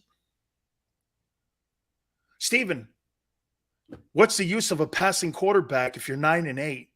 When you have talent like this where you're a dominant team at the point of attack and your quarterback can figure out how to win games. Figuring out how to win games is something that Carson Wentz hasn't figured out. Think about something here before we take the time out. Can I give you I'm going to tell you this. As much as I say some great things about Wentz, do you know personally the thing that I hate the most about Carson Wentz? Here's the thing I hate the most about him. You mean to tell me, son, you can't figure out how to beat Jacksonville? They had lost their coach. The thing was a train wreck. They were firing the GM. They were bringing in a new head coach. And you couldn't beat that team. On the road, I don't give a shit. A 4-win Jacksonville team. I don't even know if it was 4 wins. You couldn't figure that out. It's not about throwing for 390 yards in that game, but you couldn't figure that out? How to beat that team. I personally think Jalen would have figured out how to beat that team. They would have been smarter in their approach. Dude, hand the ball to Jonathan Taylor. All you had to do, give it to Jonathan Taylor. So what if you win the game 10-7? Who gives a shit? This is not BCS points. Every Eagle beat reporter has said Hurts' arm is strong enough. That's the dumbest stuff I hear come out of those reporters' faces every day. I don't give a shit about his arm strength. I care he knows where to go with the ball. That's media pass talk. Hey, don't forget about me, Bob. You know, I'm saying good shit about the Eagles. Don't forget about my press credential and my accessibility. That's all that is. Give a shit about arm strength. Knowledge of the game. Knowledge of throwing the ball. Where to throw the ball. Who to throw the ball to. When to throw it away. Okay, when to throw it away is maybe as important as a third down pass in many games. How many times have you seen Tom Brady throw passes in the stands? Wentz, hold on to the ball. Sack, strip fumble, boom. You're behind the sticks again. It's that guy's career, man. Drew Brees didn't have a big arm, but he knew where to go with it. Amen. Peyton Manning didn't have a big arm. He worked out his game. He had to because he didn't have the arm talent. that many quarterbacks did. Why do you think? You know Reggie Wayne is a Miami Hurricane, right? And I asked him, is it true that you guys would go out? You want to hear something crazy about Peyton Manning? Listen to this. So Peyton Manning would get Marvin Harrison and Reggie Wayne, and they would show up to a particular Sunday game, and they would go out 2 hours before practice running the game plan and running all the routes that they'd be running in games. And they would be throwing 2 hours before, so that Manny could kind of like visualize the play, the environment, the atmosphere of Sunday, like a game preparation stuff, like a pregame, just so he can get the feel for it. Had nothing to do with arm strength. Had knowledge of the game. That's knowledge of the game. It's a game of angles. It's a game of repetition. Peyton was a surgeon, man, but he worked at being a surgeon.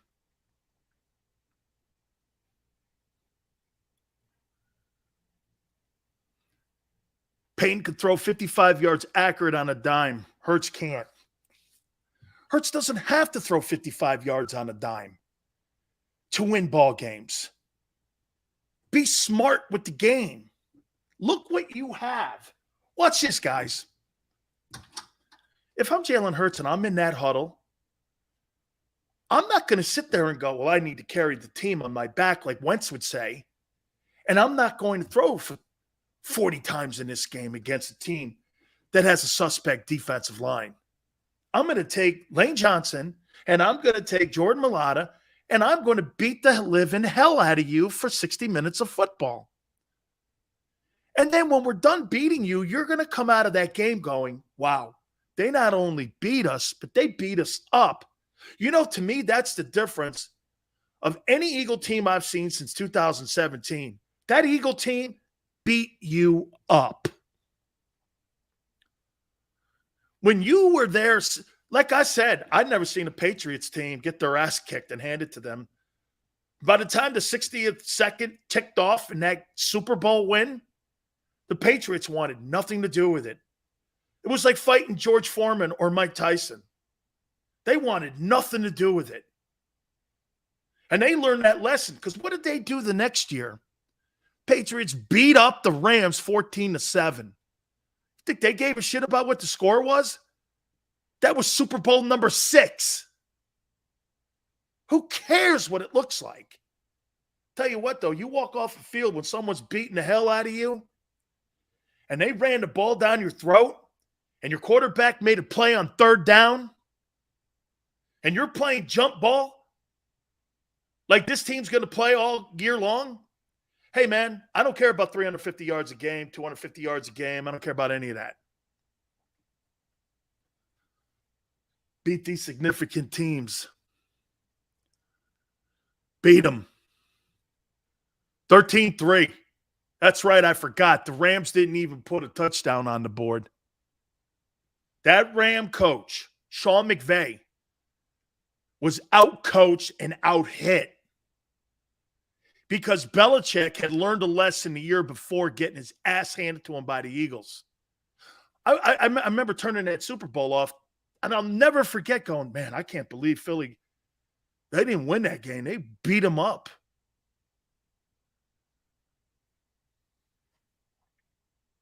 Yell goes, that was a lame game. Yeah, but I bet that Super Bowl ring fit on real nice. I bet that thing fit on real nice. Jilly makes a great point here. Let me watch this. Remind me, Jim Furyk. This is going to go to Jalen and to Baird Brooks and to Xander a little bit here. Also, I have my playoff teams. I'm going to tell you why we do have to reevaluate how we're going to look at success this year for Hurts. Okay? I'm going to explain it here in a minute. Don't forget, my friends, our friends at Morgan & Morgan, where the fee is free, meaning they do not get paid unless you get your fair compensation for you and your family. If you are hurt or injured on the job, Morgan & Morgan has been there for over 30 years, collecting $13.5 billion worth of compensation for their families. That's right. Think of that. $13.5 billion. For the people is not a slogan. This is who they are. I know John Morgan over 25 years. And folks, I promise you, they are going to do what's right for you and your family. With over 800 attorneys and offices in Philadelphia, New York, and in Florida, they're ready to do battle for you. The biggest law firm in the country is there to do battle. I say this all the time. I respect John. I know John. And John's going to take care of your family like he does everyone else. And there's no such thing as a small case or a fender bender. Not at Morgan & Morgan. The call is free. The consultation's free. 800-512-1600. That's 800-512-1600. Look, open 24/7, 7 days a week. 800-512-1600. And when you call Morgan & Morgan, do me a favor. Tell them Big Sil sent you. Many times when people are injured at a place of business, they don't realize they may have a case. The fact is, injuries should not happen. And most of the time when someone is injured, someone is at fault. Maybe the store manager installed a cheap and slippery floor, or there wasn't proper security. After an injury at a hotel, restaurant, store, or any place of business, it's so important to call us. Time matters, size matters. Morgan & Morgan, for the people.com.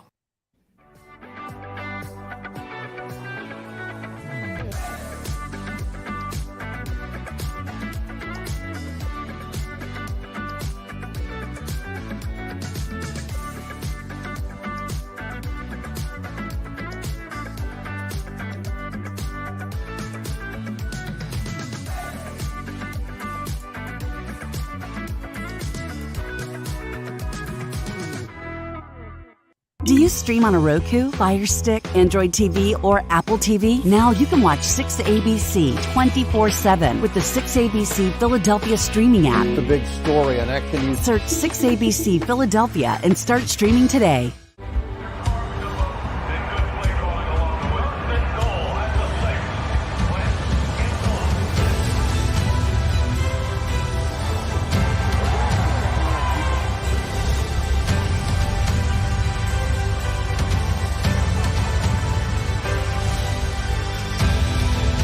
Field of life, First Trust Bank is there for you. Champions on 3. 1, 2, 3. Because Philadelphia dreams deserve a Philadelphia bank. At Stateside Vodka, every new customer gets the world's best rocks glass. Free. What's that? A rocks glass? You're telling me that bottle is cut in half? You could say that. Holy shit. The glass is for cocktails, right? It's for this, this, this, and that. Is the length of the glass equal to your... You betcha.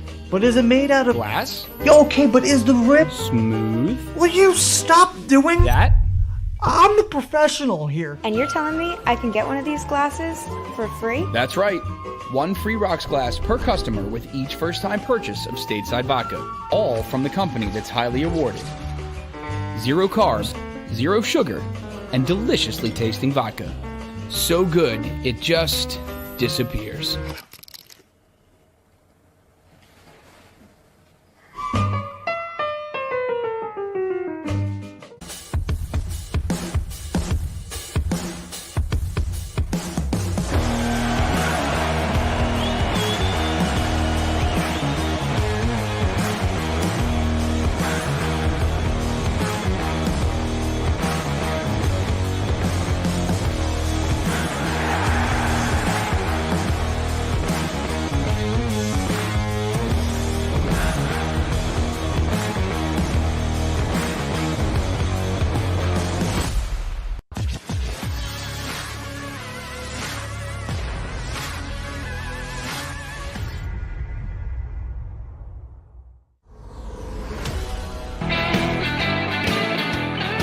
Welcome back. National Football Show. It's your boy, Big Sills. Appreciate you coming in. Please hit the like button. By the way, programming note, Carl Peterson, one of Dick Vermeil's best friends, also former Eagle coach and executive, will be with us in hour number 3 at 5:30 Eastern. Also the former general manager of the Kansas City Chiefs. He hired Dick as head coach there with the Chiefs when he was the general manager and had great success there, by the way. And also, I believe Carl Peterson was also the general manager of the Philadelphia Stars when they were the original USFL. If I'm not mistaken, I think that's where he left Philly as an assistant coach. And I think he went up into the front office and then became the general manager with Jim Morris Sr., if I'm not mistaken. I'll ask him. That'll be in hour number 2. By the way, tomorrow at 4:30 Eastern from the NFL Network, Michael Irvin will join us. We'll get his take on Jalen Hurts and the Eagles this year. So we look forward to it there. Yeah, he was a heck of a general manager. Carl Peterson is one of those football guys that knew how to build football teams. I am a big Carl Peterson fan. He's also in partnership, and I believe he's co-owner of that Vermeil winery that they have out in California, if I'm not mistaken. So, Big Irv was on that team, man. He was a really good star. What a great football team. They had like Kellen Bryant. I think Herschel Walker may have even played on that team. No, Herschel was in New York. But they had Kelvin Bryant. He was a running back from North Carolina. And I think Chuck Fusina was the quarterback from Penn State. I don't know why that comes to my mind there. But, so we'll have him on in the third hour at 5:30 Eastern time. Do you guys know who Jim Furyk is? You guys know who Jim Furyk is? You have any idea? Okay? Who Jim Furyk is? You guys have any idea? He's a golfer, right? Had that really crazy ass big picking, right? Had that really crazy ass style of swinging a golf club, right? Really crazy ass way. Guy won major championships, but fundamentally, he wasn't really like technically sound like you see with Tiger or you see with Rory McIlroy and them guys, right? Flex says Smith and Goddard, good in the red zone. We call him toe tap Smitty. Our top 3 targets, good after the catch. Which one do wonders? Smith being overlooked. Smith's not being overlooked. You paid $100 million for a guy. He's going to get the majority of the targets. Nobody ever tried changing Jim Furyk's style of play because it resulted in championships. How many people think that the Eagles have embraced Jalen Hurts' style of play? You think it's consensus now in the offices at NovaCare? Do you think it's consensus now that they're comfortable with that style of play?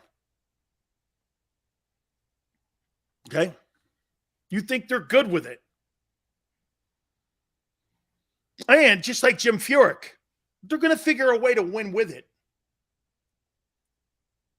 They're going to what Xander and Baird are saying, you think they're comfortable with that?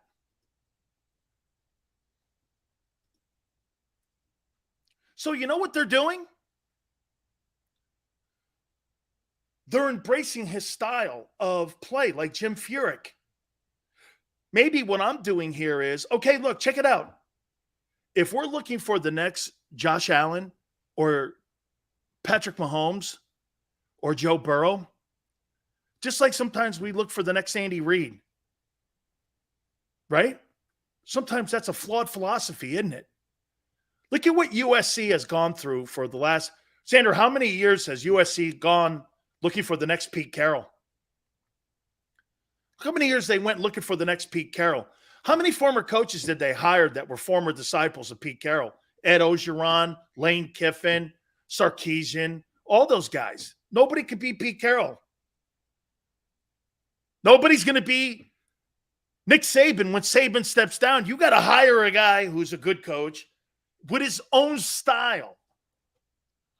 So maybe this is what the Eagles are doing. They're embracing this style of play. It's not conventional. But you know what it is? What's the most important thing about this style of play that Jalen Hurts has? Tell me. Let's see how smart we are. Jalen Hurts' style of play is what? Compared to the traditional guys that are in the game. What is it? It's cheaper. It's cheaper. Jalen Hurts is never going to throw for 4,500 yards with the way this team is constructed.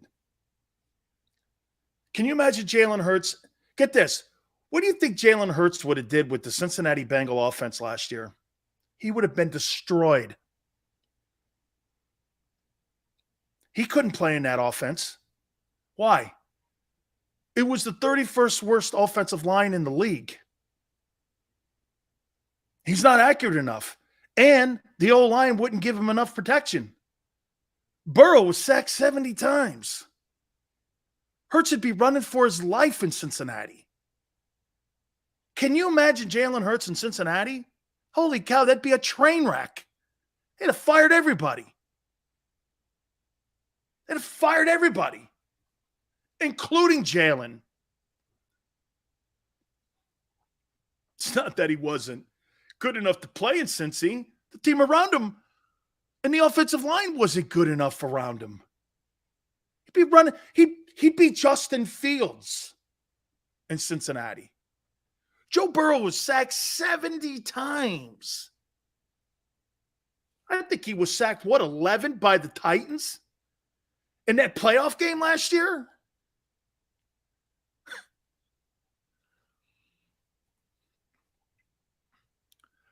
What makes you say that? Well, what protected Jalen last year was that O-line in the running game. He wasn't a very good passer last year. I mean, he's not a progression reader. Would have won the Super Bowl. Oh, my God. Bro, you think Jalen Hurts is a better quarterback than Joe Burrow? This guy right here, Joseph, thinks that Jalen Hurts is a better quarterback than Joe Burrow.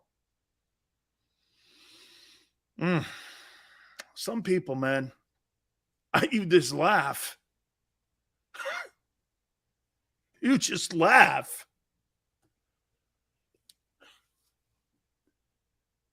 Bro, it's not anything on Jalen has to have the same things around him that Dak does. Why is that so hard for people to sit here and think? I'm looking at this as a future conversation today. And actually, I think I've been positive because I just told you, maybe the organization is comfortable with this style of play and they're good with it. And they want this to work. That's not hating. And I said, what will define him is this. Here's what's going to define your guy. I'm going to write down games. By the way, I don't care if Jalen Hurts throws for 104 yards in these games. Okay? I don't care if he throws for 100 yards. If you beat the Vikings, Washington, once, the Cards, the Cowboys, win one of them.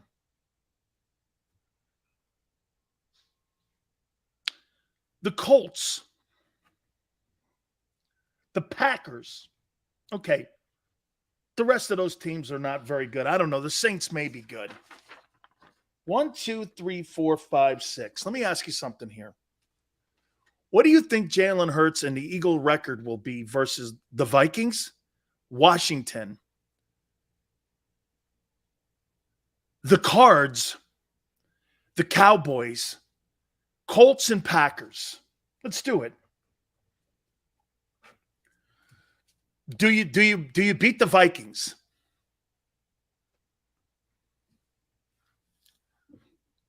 home opener, I don't think you're beating the Vikings. I think that's an L. Washington, I'm going to say you split.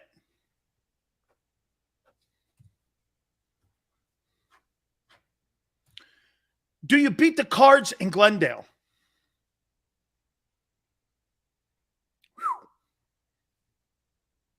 Do you beat the Cards in Glendale?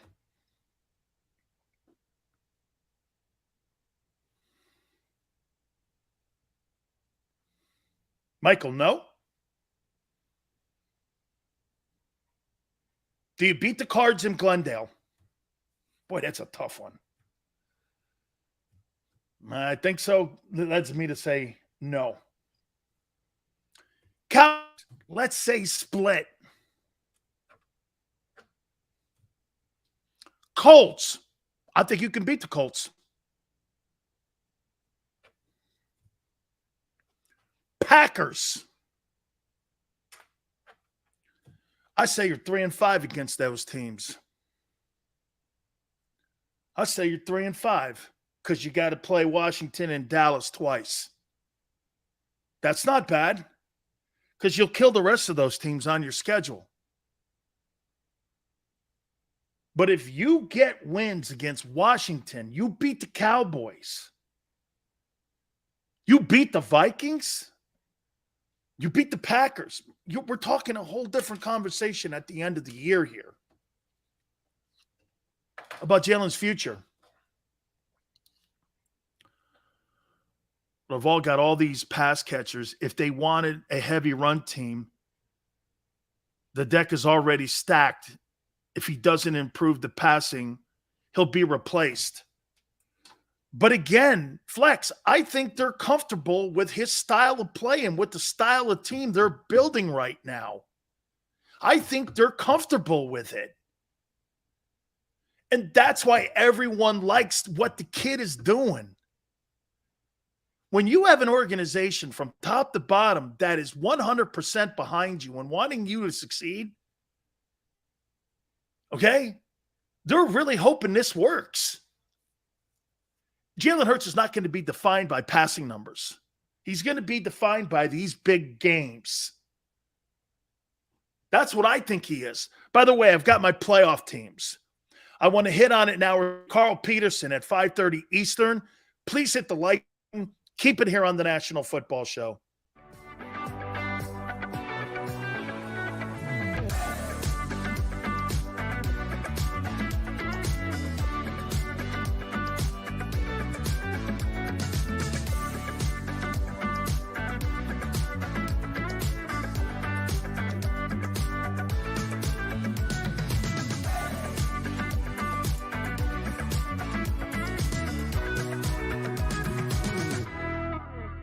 Do you stream on a Roku, Fire Stick, Android TV, or Apple TV? Now you can watch 6ABC 24/7 with the 6ABC Philadelphia streaming app. The big story on Action News. Search 6ABC Philadelphia and start streaming today.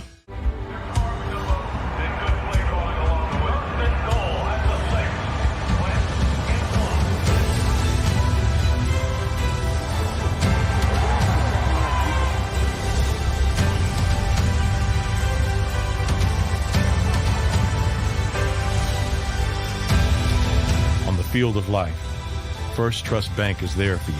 Tampering on 3. 1, 2, 3. Because Philadelphia dreams deserve a Philadelphia bank.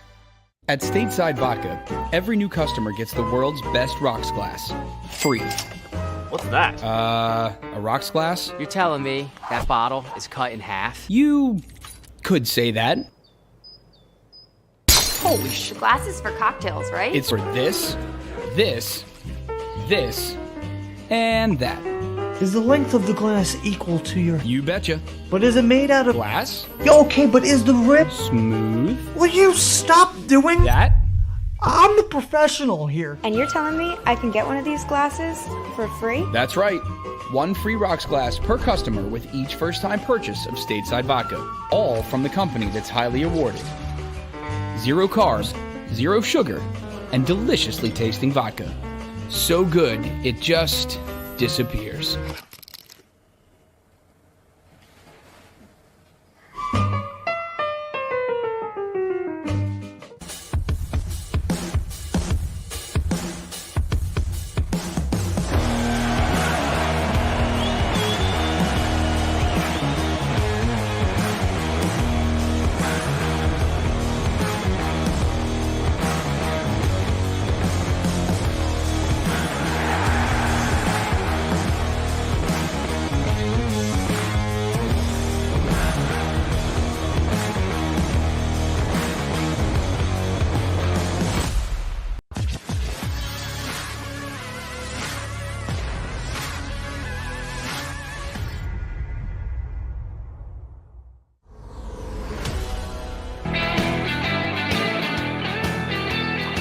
Hour 3, National Football Show. It's your boy Big Sills. Don't forget, in this hour, Carl Peterson, former Eagle coach and executive and general manager of the Kansas City Chiefs, will join us at 5:30 Eastern.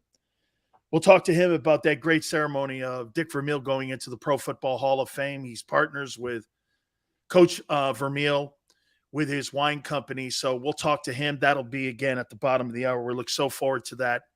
And a programming note, tomorrow we'll have Michael Irvin on with us, and he'll be with us at 4:30 Eastern time tomorrow from the NFL Network. I'm really looking forward to seeing the play of Kaiser White this year. I am. I think he's been maybe one of their most important additions that they have had that's flown under the radar.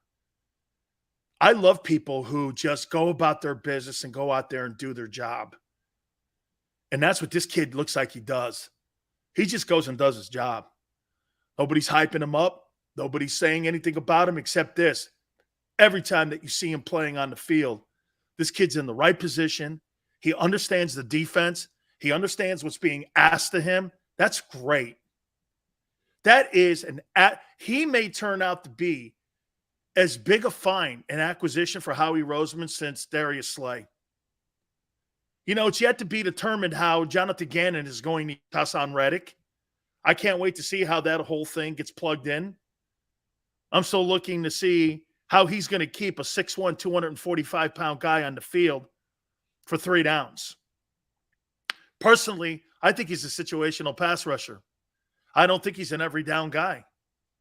And I think that's the dilemma that they had in Arizona, the dilemma they had in Carolina, and I think that's the dilemma they're going to try to figure out in Philadelphia. I don't think he's an every down guy.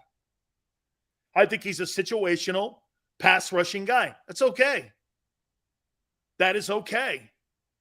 I'm not bringing Hassan Reddick in to cover tight ends and backs out of the backfield. I want this guy to put his hand in the dirt and get after people. Change the game for me. Eagles' pass rush was pathetic last year. I don't need this guy covering tight ends. I want this guy to get after people. That's why he was brought in. My opinion.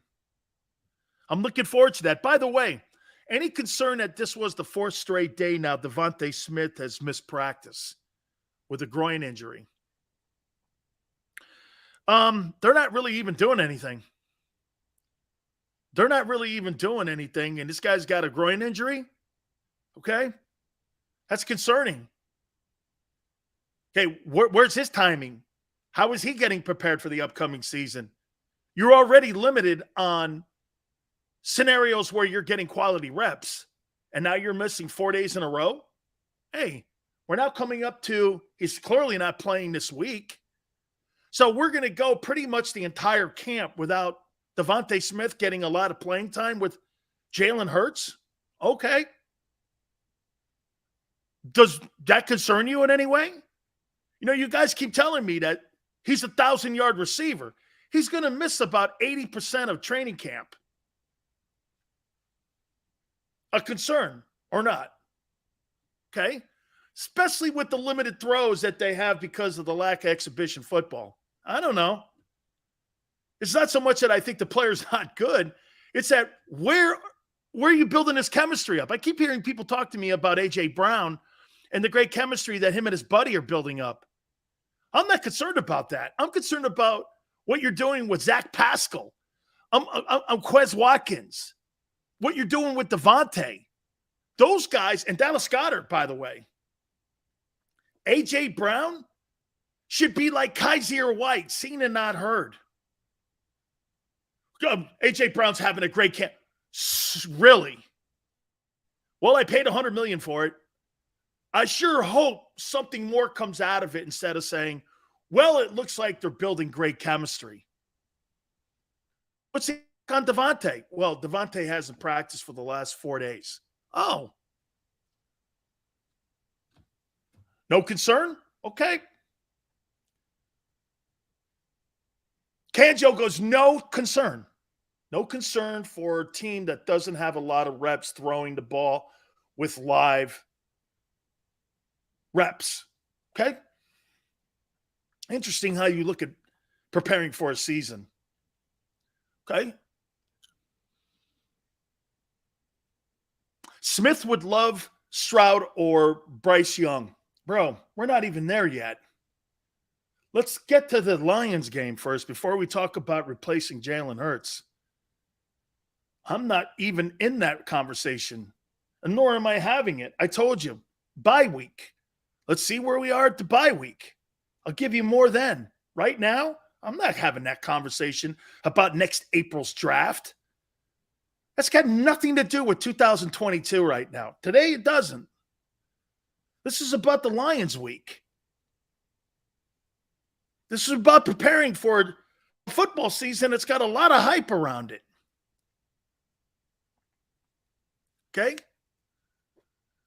I do like it from Chicago, Smith. It'd be a lot of money, though, friend, and a lot of draft choices. The Bears are looking to really just gut the entire franchise right now. The Bears are a train wreck. The McCaskey family has destroyed the Bears. It's a terrible organization. All right. I've got my playoff teams. I wrote down teams that I think are going to make the postseason this year. And these are the teams that I think are going to make the playoffs. I think you're going to be shocked on some of the teams that are not going to make the playoffs. Let me start it in the AFC. I think the AFC East this year is going to be much improved, excluding the Jets. I just think the Jets have a culture.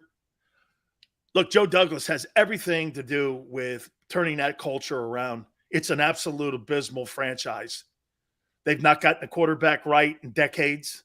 They've got a scenario where they've got a revolving door at the coaching position. Robert Saleh, in my opinion, is a bust as a head coach. I don't see anything with him. And there's nothing there. Zach Wilson, I can't tell if he's good or not. I don't know. I can't tell if that kid's good. Okay? But I do think the division's better. I think the Patriots are going to be better. I think that the Dolphins are going to be better. And I think the Bills are going to be the team to beat in the AFC. I got the Bills winning the division. And I got the Dolphins coming out of the AFC East as a wild card. I think they've done enough upgrade. And by the way, I think Tua Tagovailoa solidifies himself as a starting quarterback moving forward in Miami.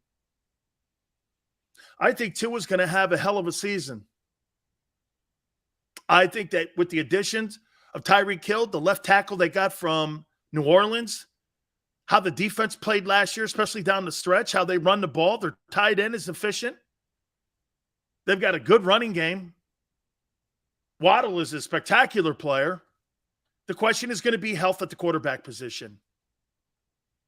I got the Dolphins in there. I got the Bengals winning their division. Cincinnati upgraded almost every single position in that O-line. 4 of the 5 guys have been upgraded. Okay? 4 of the 5 guys have been upgraded. I think the Bengals are here to stay for a long time. If Joe Burrow can stay upright and they have rectified the position of offensive line and protected him and got away from those 70 sacks, Joe Burrow's going to win a Super Bowl in Cincinnati. Mark my words. This guy's a spectacular football player. AFC West is as good as it gets. I'm not sure I've seen a division this good. I really haven't. I mean, every team, including the Raiders, are good. And the Raiders are not going to make the playoffs this year. I got Denver winning the division. I got Kansas City coming in second. You know what, too? This could be an 11-12 win division, maybe even 13 wins. And the second and third place teams are 12 and 11 wins. Get this. I don't know if 11 wins is going to go into the – would this be fair to say? If you win 11 ball games in the AFC this year, that's not assured you're getting to the playoffs. You might win 11 games like the Raiders. Say the Raiders win 11 games. They might miss the playoffs at 11-6. That's how good the AFC is this year. There is a shitload of football teams. I think the Chargers are going to get there. I think they're going to make the playoffs. A team that's on the Eagles schedule that they have to play, I think this Colts team makes the playoffs. I think Matt Ryan is good enough to take this football team to the postseason. Man, this is all going to be so bunched up, in my opinion, when it comes to the playoffs. This is going to be really bunched up this year. And I think that AFC West is just an absolutely awesome division. I got the Colts also winning their division. So I got Bills, Dolphins, Bengals, Broncos, Chiefs, Chargers, and Colts going to the postseason. No Patriots. Those are my playoff teams for this year's 2022 season. NFC. I got the Eagles winning the division. Washington as a wild card. I think Washington has enough to be a wild card. You know what? I got to tell you guys this. I don't think the Cowboys make the postseason. I think that they just do not have enough. There is injury, there's salary cap, and you know the most important thing that I think that they just will not and refuse to come to grips with. Do you know what that is? They can't come to grips with the fact that Ezekiel Elliott is not the player he once was. They can't.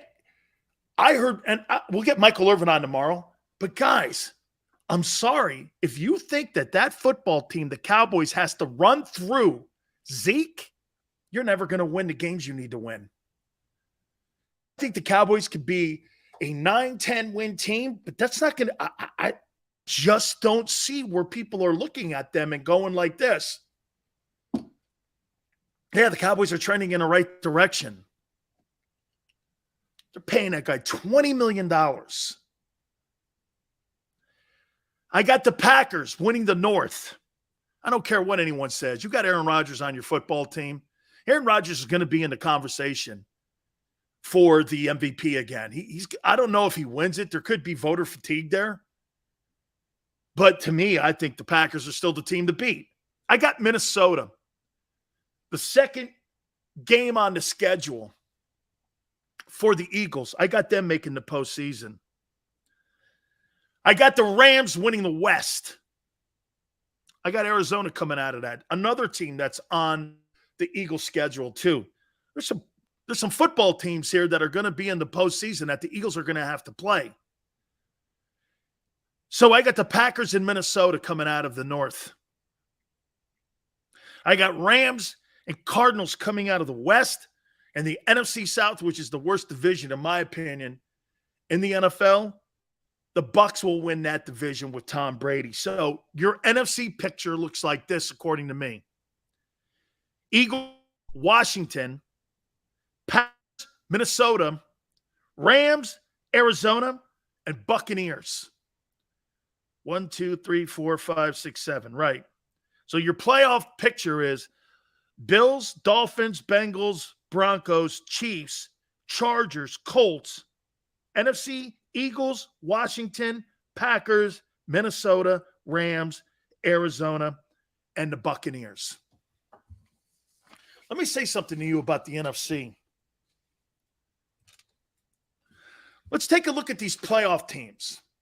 Let's do head-to-head here with the Eagles. You think the Eagles can, in a rematch, beat the Bucs?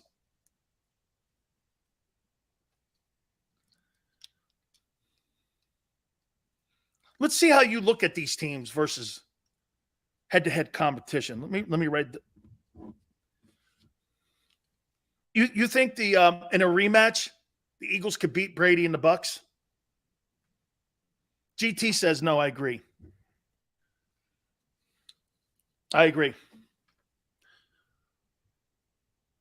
Jank, I think that Dolphin team has a solid roster. 215. How about this? I do think the game could be a tad bit closer. Flex says the Bucs are the last team. I'll tell you something, Flex. You know what? You want to hear something, Flex? I feel more this is going to sound nutty. I feel more comfortable with the Eagles lining up against the Rams than I do the Bucs. Why is that not crazy? I feel better about the Eagles playing the Rams. Right? Okay, so they can't beat that. Can they beat the Cardinals? Yeah. I think they can. I think that's a coin flip. Can they beat the Rams? I'll tell you what, man. I think the Rams win, but I like that. I'd like that matchup. How many times have you seen the Rams get run off the field before? I saw the Cardinals do it last year. The Cardinals put them on the floor, man. I mean, as the 49ers, put them on the floor. I think that game would be interesting. I still think the Rams would win. But I think that'd be interesting. Can they beat Minnesota? And by the way, I've already said that I don't think they'll. But can they? Yeah. Yeah. Can they beat the Packers? Here's one of those quarterbacks. I don't think so. I don't think you're at that level yet. Can you beat Washington? Yeah. So get this. Of the 7 teams, which you're one of, you'd be in 3 of the 6 games. 50-50. It's all good. This is all going to come down to matchups, whether or not the Eagles make it. Hey, do you remember that? Well, the 2017 year, remember all the upsets that they had in the playoffs that year? Remember all the upsets? Bro, you just don't know in matchups. I would really, how would I feel about the Eagles versus the Rams? Okay. How would I feel about the Eagles versus the Bucs? Not so good. Cardinals. The Packers, maybe not. 2 teams I wouldn't want to see the Eagles play are Packers and the Bucs. And by the way, I think the Packers are going to have one of the better defenses. Okay, I think they're going to have one of the better defenses by the middle of the season. By the time the Eagles play the Packers in Week 12, I think you're going to be shocked how good they are defensively. They've done a lot of investment on that side of the ball. Brandon says, till I see Hurts go score for score with a big-time quarterback. That's not going to happen, Brandon. I think the Eagle management I think they're okay with that. They're not going to go head-to-head. Brandon, they don't have a team. Here's the problem here's the fundamental problem with the Eagles. What happens if they stop the run game? Is Jalen good enough to win in the passing game? He's not. He's not. They're not good enough to win in a 35-34 game. They're not having that kind of game. That's not who they are. They're kind of like the New York Giant teams of the past with Phil Simms. They're like that. Run the ball, effective on third down, make big plays. You can get blown out by one of those teams too, by the way. Team just runs you off the field and you constantly are in 3 and outs because the defense has been upgraded. Hey, Dana, what's the story on Ron Rivera firing the D-line coach, Sam Mills Jr. this morning? I'm still trying to find that out. That's not Ron Rivera. Like, something happened. Okay, there must have been something in the locker room that went down. I'm still trying to find that out. I've talked to Doug Williams, reached out to him. He hasn't said anything back. They may not want anything out of the building because they got enough chaos in that building. Okay? Eagles will have a better record than the Packers this year. Wow. I'll make a point to you, and I'll make a prediction to you. I guarantee you the Packers are in the top 5 in defense this year. Want to bet?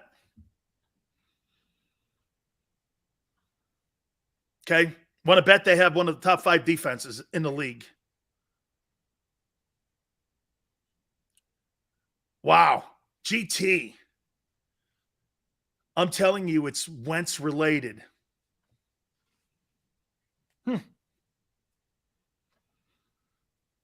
Mike goes, who's Rodgers throwing to? Does it matter?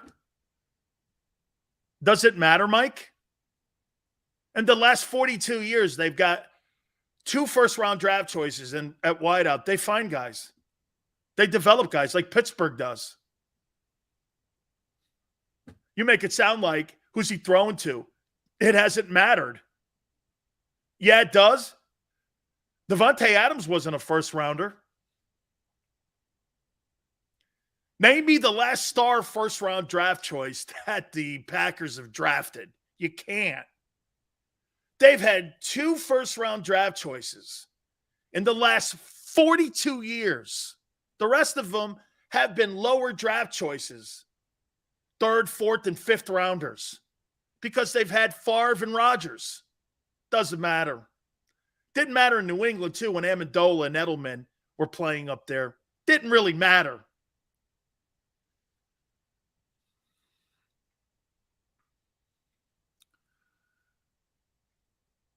Eagles should have drafted Devontae Adams. He was a 2nd rounder, too, by the way.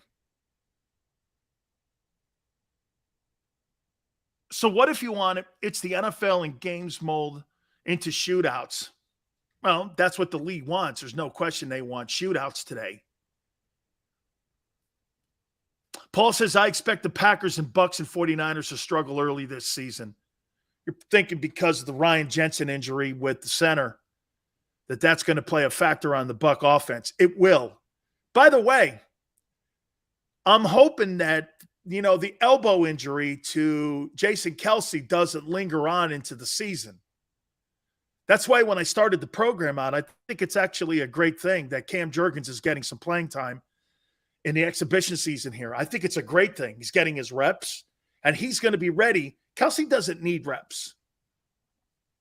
Okay? You play that long at that high level, and you put your body on the line like that, I'm not practicing and playing him. As a matter of fact, helmets and shorts, I'm having him as limited as I possibly can.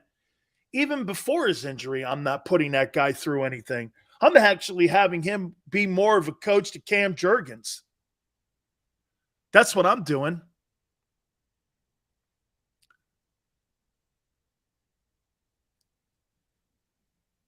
No Gronk. Could be a factor. Could be a factor. Okay. Look, I think this, there's no doubt. I think this is why it's the NFC this year, not Philly. You know what's crazy? Xander, did I not say this months ago? I could see the Eagles in the NFC Championship game. I can legitimately see them in the NFC Championship game. I can. I don't think the division, and I don't think that the conference is that strong. It's actually at one of the lowest points that it's been in the last 10 years.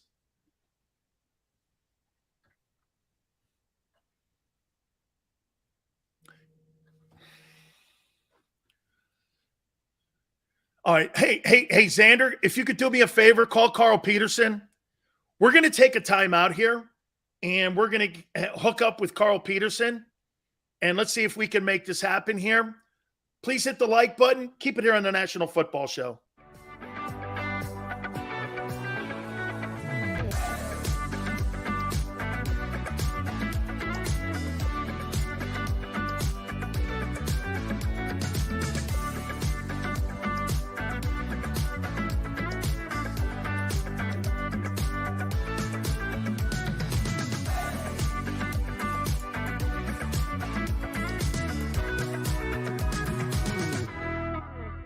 Do you stream on a Roku, Fire Stick, Android TV, or Apple TV? Now you can watch 6ABC 24/7 with the 6ABC Philadelphia streaming app. The big story on Action News. Search 6ABC Philadelphia and start streaming today.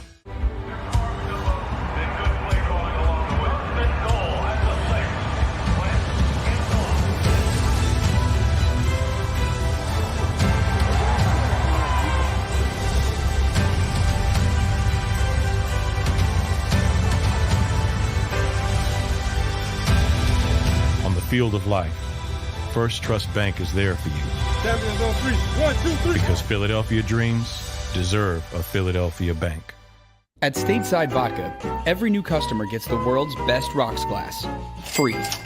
What's that? A rocks glass? You're telling me that bottle is cut in half? You could say that.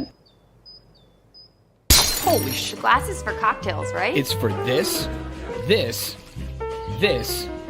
and that.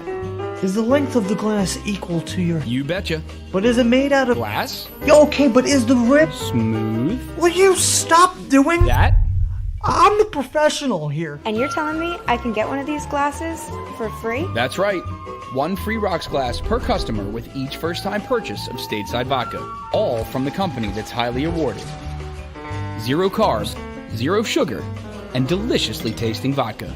So good, it just disappears.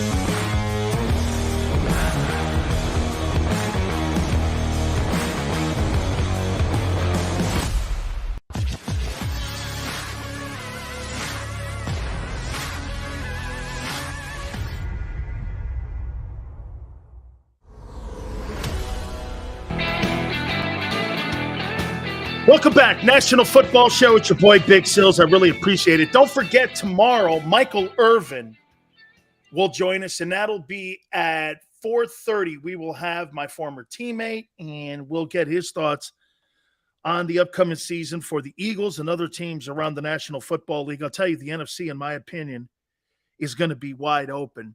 You know, I'll tell you, the Hall of Fame, I'm so proud to have a relative in the Hall of Fame, Andy Robustelli. And if you've never been to the Pro Football Hall of Fame, you must go. It's a must attend, and it's a bucket list thing. And to see Coach Vermeil go in this past weekend, and then to see Carl Peterson there. Carl Peterson, folks, was with Dick in Los Angeles when he was there at UCLA. He was there in that build when they came to Philadelphia. Carl even went on to become the general manager of the Philadelphia Stars, and then he would become, of course, the GM of the Kansas City Chiefs. He's so plugged into the NFL right now, and it was great to see him hand in hand with Vermeil as Vermeil went into the Pro Football Hall of Fame. Here he is here, the former general manager of the Kansas City Chiefs. It is our friend Carl Peterson. Carl, appreciate you doing this. Thank you so much, sir. Dan, it's my pleasure. Can you hear me okay? You bet. I got you loud and clear. Good. I'll tell you, Carl, that message over the weekend was loud and clear. And one of the great things about Vermeil's acceptance speech or his induction speech was that it came from the heart, didn't it? It was almost ad lib, and it was so awesome to watch him. And, you know, to see him, just your thoughts on him going into the Hall of Fame, because I know this has been a 6-year journey for you guys to make his case to get in. What did it mean to all you guys to see him go in? Well, I think I tried to articulate it with my presentation of him, but succinctly, it's the culmination of a magnificent coaching career. And what's terrific for us that have been involved with Dick through the years is that we had a small piece of it. We saw what he did, how he did it, and we relate to and celebrate his successes. Every place he's been, he's won. You know, he's one of the few coaches I've known who's never been fired for any job. He retires a couple times because he was burned out, etc. But the man is so unique, and his love for his players and his coaches and football support staff is so much reciprocated.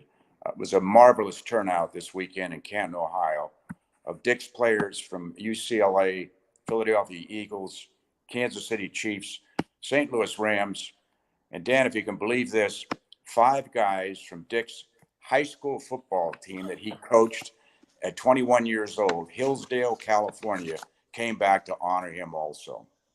God, that just tells you, Coach, the connection that he had with his players too. And, even my wife said something. She's watching the induction ceremony for Vermeil, and she goes, Vermeil's the only coach to be the high school coach of the year, a college coach of the year, and the NFL coach of the year. It just shows you the passion that he had for his players. And I would say this to you, Carl. Is this a fair statement that you guys beating Woody Hayes in the Rose Bowl was the most significant win of Dick Vermeil's career, even the Super Bowl? Absolutely. And I think he concurs with that also. If you noticed, and Dick did this pretty extemporaneously during the ceremonies, he asked our UCLA quarterback, John Shira, to come up on the stage and assist me in unveiling Dick's bust. And the reason, and he said it in his speech, I wouldn't be standing there on that dais if it wasn't for John Shira being the MVP against Woody Hayes, the undefeated champions in the Big Ten, #1 in the nation. And he had a great day. A lot of our guys did, but it was a marvelous, and the biggest upset, I think, Dan, right now is still in the history of the Rose Bowl. That's right. That Ohio State team was absolutely packed. Randy Cross to this day tells me it was one of, Randy Cross is one of my dear friends, played against him in the NFL, as you know, Carl, and he says this. He puts that thing right up there with some of those Super Bowl wins when they beat Ohio State. That's what Randy thinks of that win. Well, you have to. And I would tell you, for myself personally, but also we had 9 assistant coaches. It changed our lives. And out of that group, and within a month after Dick took the job with the Eagles, 4 of them were head coaches in Division I football. Every one of them went on to great careers, some to the NFL, some stayed in college. But it was a very unique afternoon, I must tell you. And, Dick never forgot it. He never forgot Woody. Woody, if you remember during the game, that with a minute to go or 2, he comes walking across the field on the 50-yard line, didn't care what was happening down at the end where the plays were going on, and just came over and grabbed Dick's hand and said, "Young man, marvelous job of coaching. You kicked our tails," and turned around and left. And from that, Dick, if you can believe this, 5-6 years later, invited Woody to come and speak to our Philadelphia Eagles Super Bowl 15 team the night before the game. Wow. And, he, a dear friend, always was. Anyway, but Dick is just so unique, and it showed in his speech. Let me tell you something.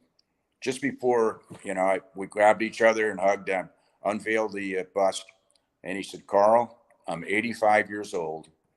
I've been waiting a long time to get in the Pro Football Hall of Fame." He said, "They said I've got 8 minutes." He said, "The heck with that." He said, "I'm going to thank everybody I need to thank." And he did a marvelous job. The other thing he did, and he pointed it out, and you know this, because everybody was betting the over on how much he was going to tear up and stop and get Kleenex and so forth. But he made the point he was going to wait till the end, which was really going to get him to thank his wife. And what a magnificent tribute to, we called her Saint Carol.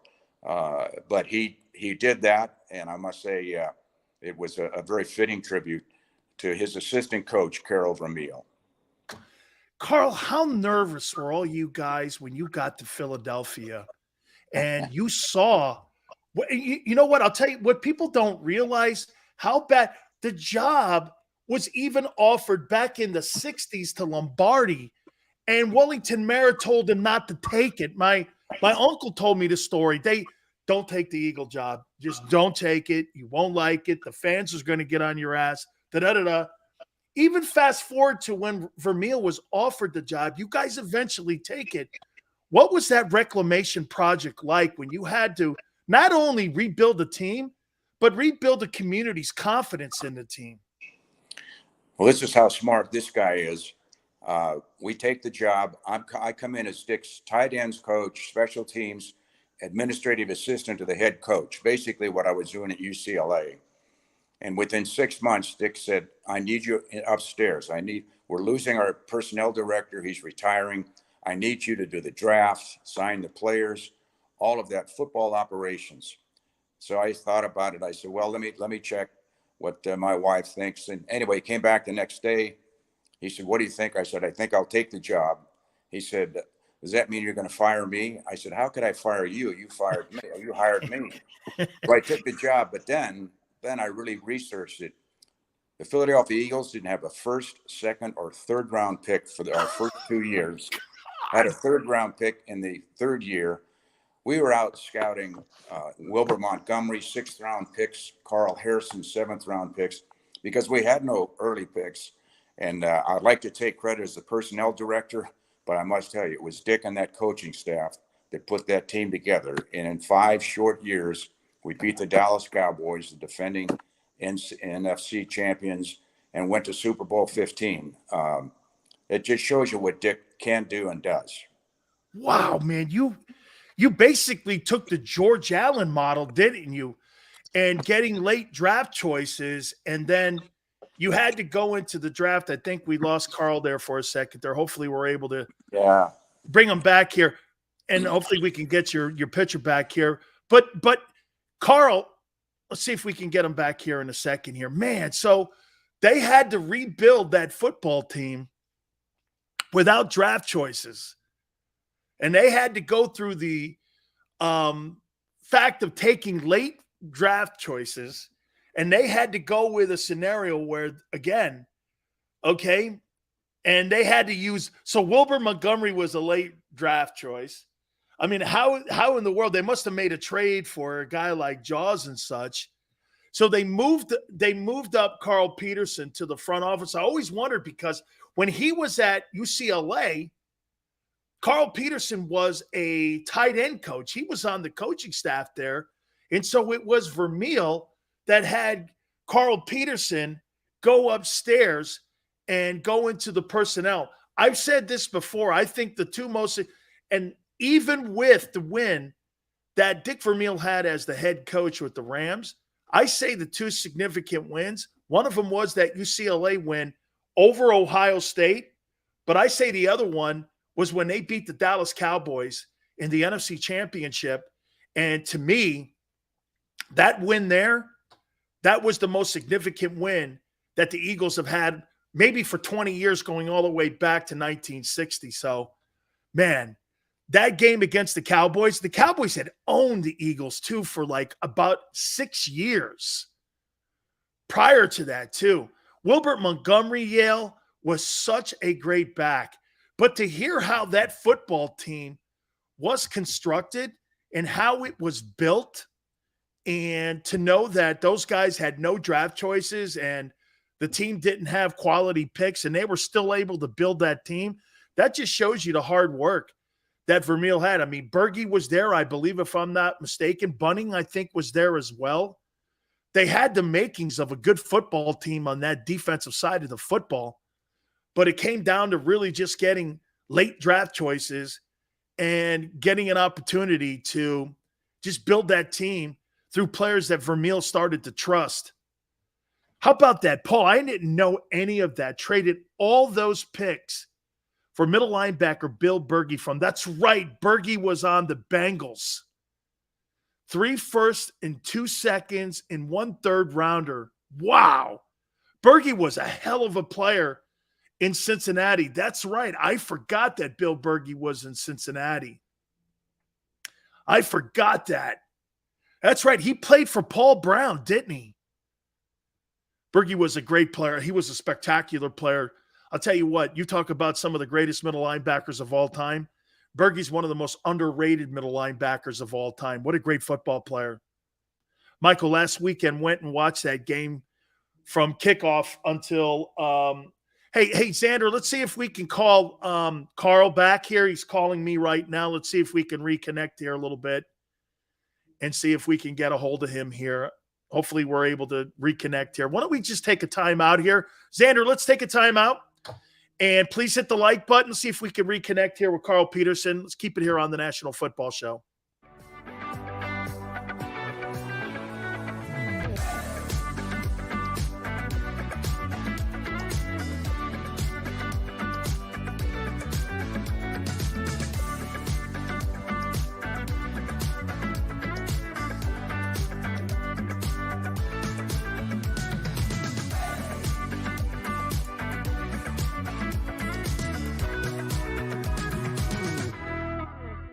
Do you stream on a Roku, Fire Stick, Android TV, or Apple TV? Now you can watch 6ABC 24/7 with the 6ABC Philadelphia streaming app. The big story on Action News. Search 6ABC Philadelphia and start streaming today.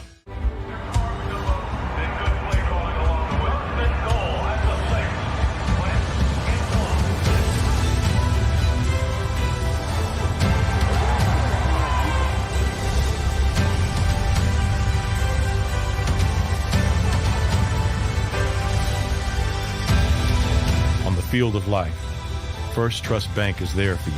Champions on 3. 1, 2, 3. Because Philadelphia dreams deserve a Philadelphia bank. At Stateside Vodka, every new customer gets the world's best rocks glass. Free. What's that? A rocks glass? You're telling me that bottle is cut in half? You could say that. Holy sh! The glass is for cocktails, right? It's for this, and that. Is the length of the glass equal to your... You betcha. But is it made out of... Glass? Yeah, okay, but is the rip... Smooth? Will you stop doing... That? I'm the professional here. And you're telling me I can get one of these glasses for free? That's right. One free rocks glass per customer with each first-time purchase of Stateside Vodka. All from the company that's highly awarded. 0 carbs, 0 sugar, and deliciously tasting vodka. So good, it just disappears.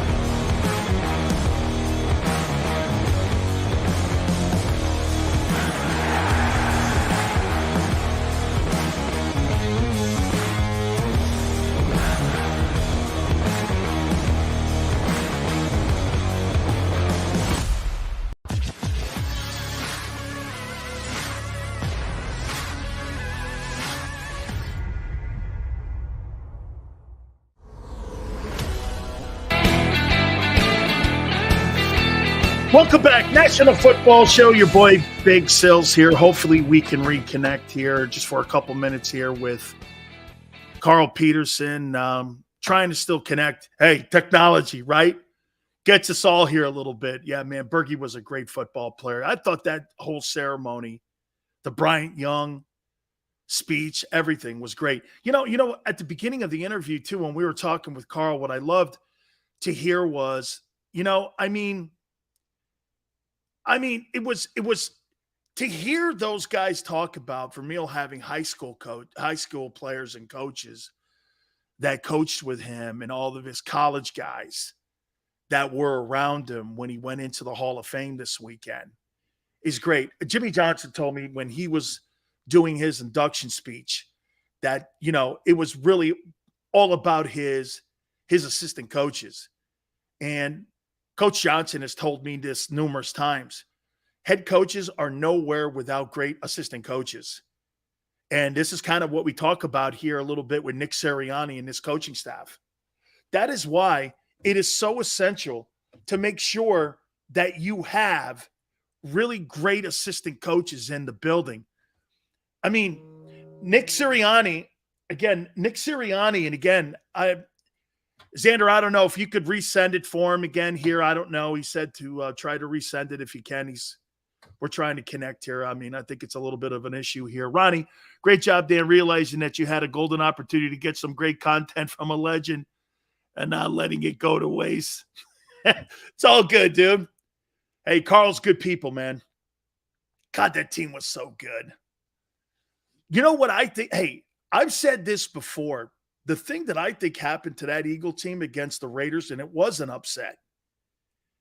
To me, you know what I think happened? Okay, it's all good, Xander.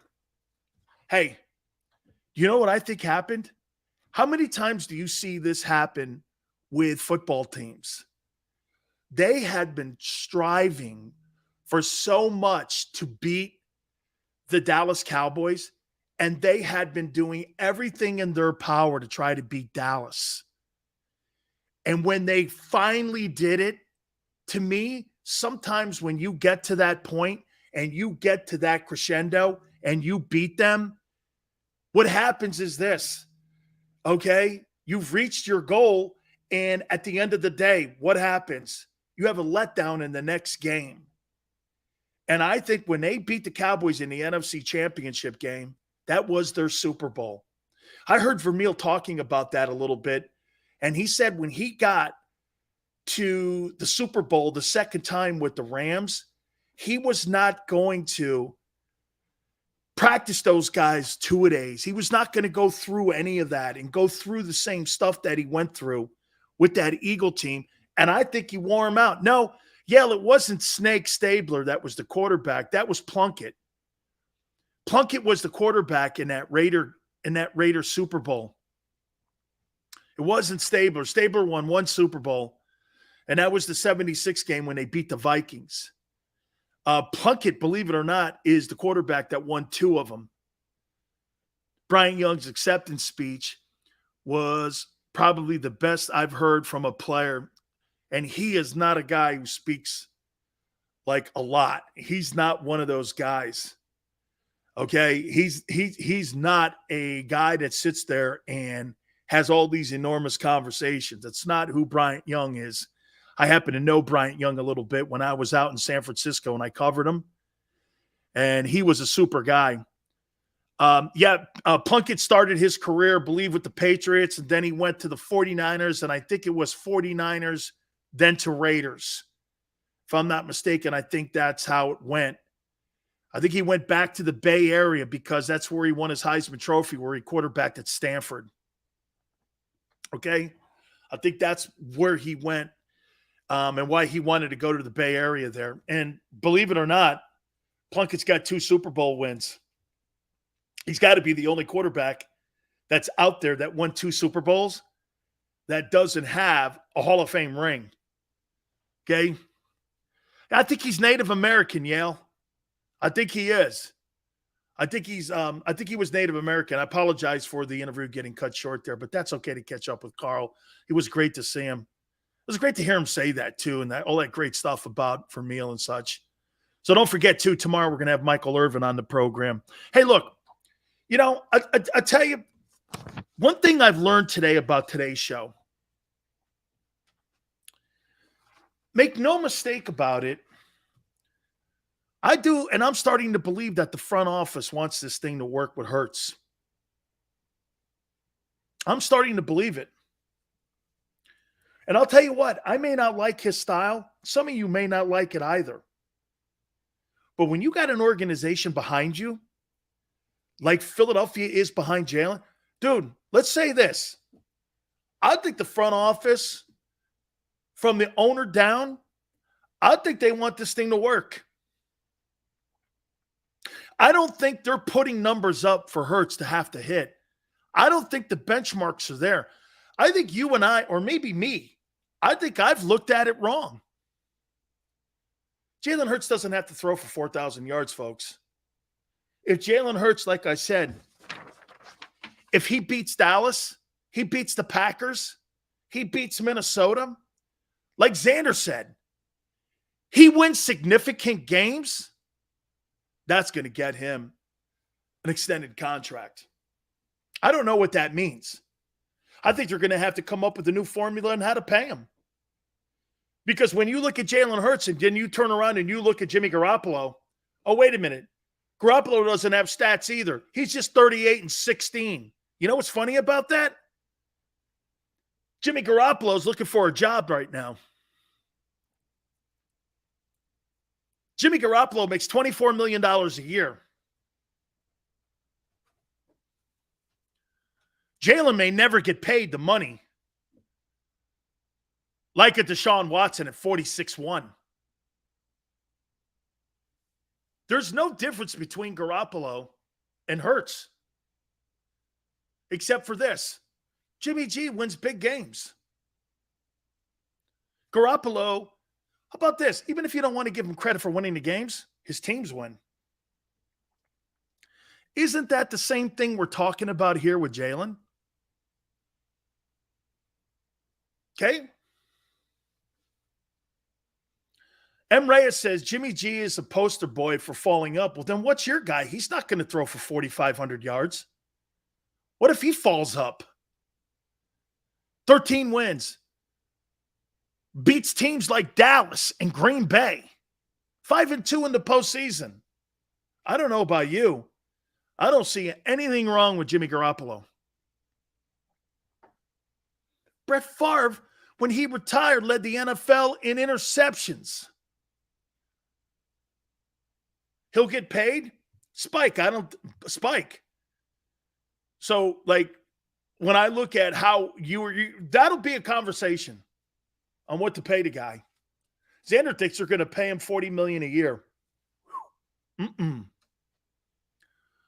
Why? I could get Garoppolo in there to do the same thing Hurts is doing. Why would I pay a guy $40 million when I can go find another guy to do the same thing?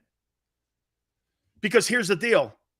If you put Jalen Hurts on the open market with the style of play that the Eagles want to play, you wouldn't pay him $40 million. There wouldn't be a team in the league pay him $40 million.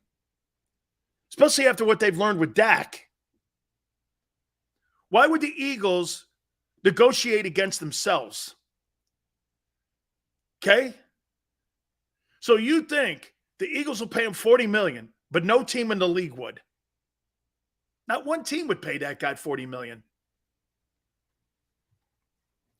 Not one team would pay Dak $40 million. Never happened. 4 years, 120. Are you crazy? Absolutely not. See, what I don't get, Roberts, is I see. So a guy 38-16 in San Francisco, he's 38-16 in San Francisco. That's not good enough. Especially when the coach is 7-28 without him. But you think that I'm hating on her. No, it's going to be tailored a different way. You wake up in the morning and hate on the Eagles? Why? I got you in the NFC Championship game this year. Winning the division. What are you talking about? I think they're going to win the division. I think they're going to go to the NFC Championship game. I've been saying that now for 3 months. Whatever, bro. Good luck to you. People would pay Dak? Who? Never. Dak hasn't won anything.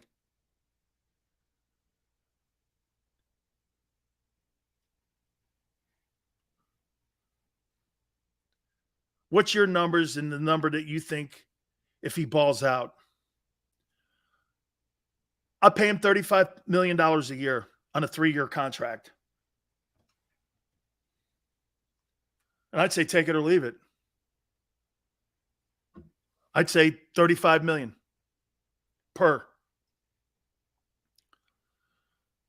$35 million over 3 with an option for the team is what I would say. Okay? That's what I would say. I would pay him a little bit above what the tag would be. So I'm still not sold. Plus the team's got to be perfect around him. Spike, I think it's great money too. I don't think he's 46-1. And personally, I think Kyler Murray's nuts. I think his contract is nuts. I think that contract is nuts too.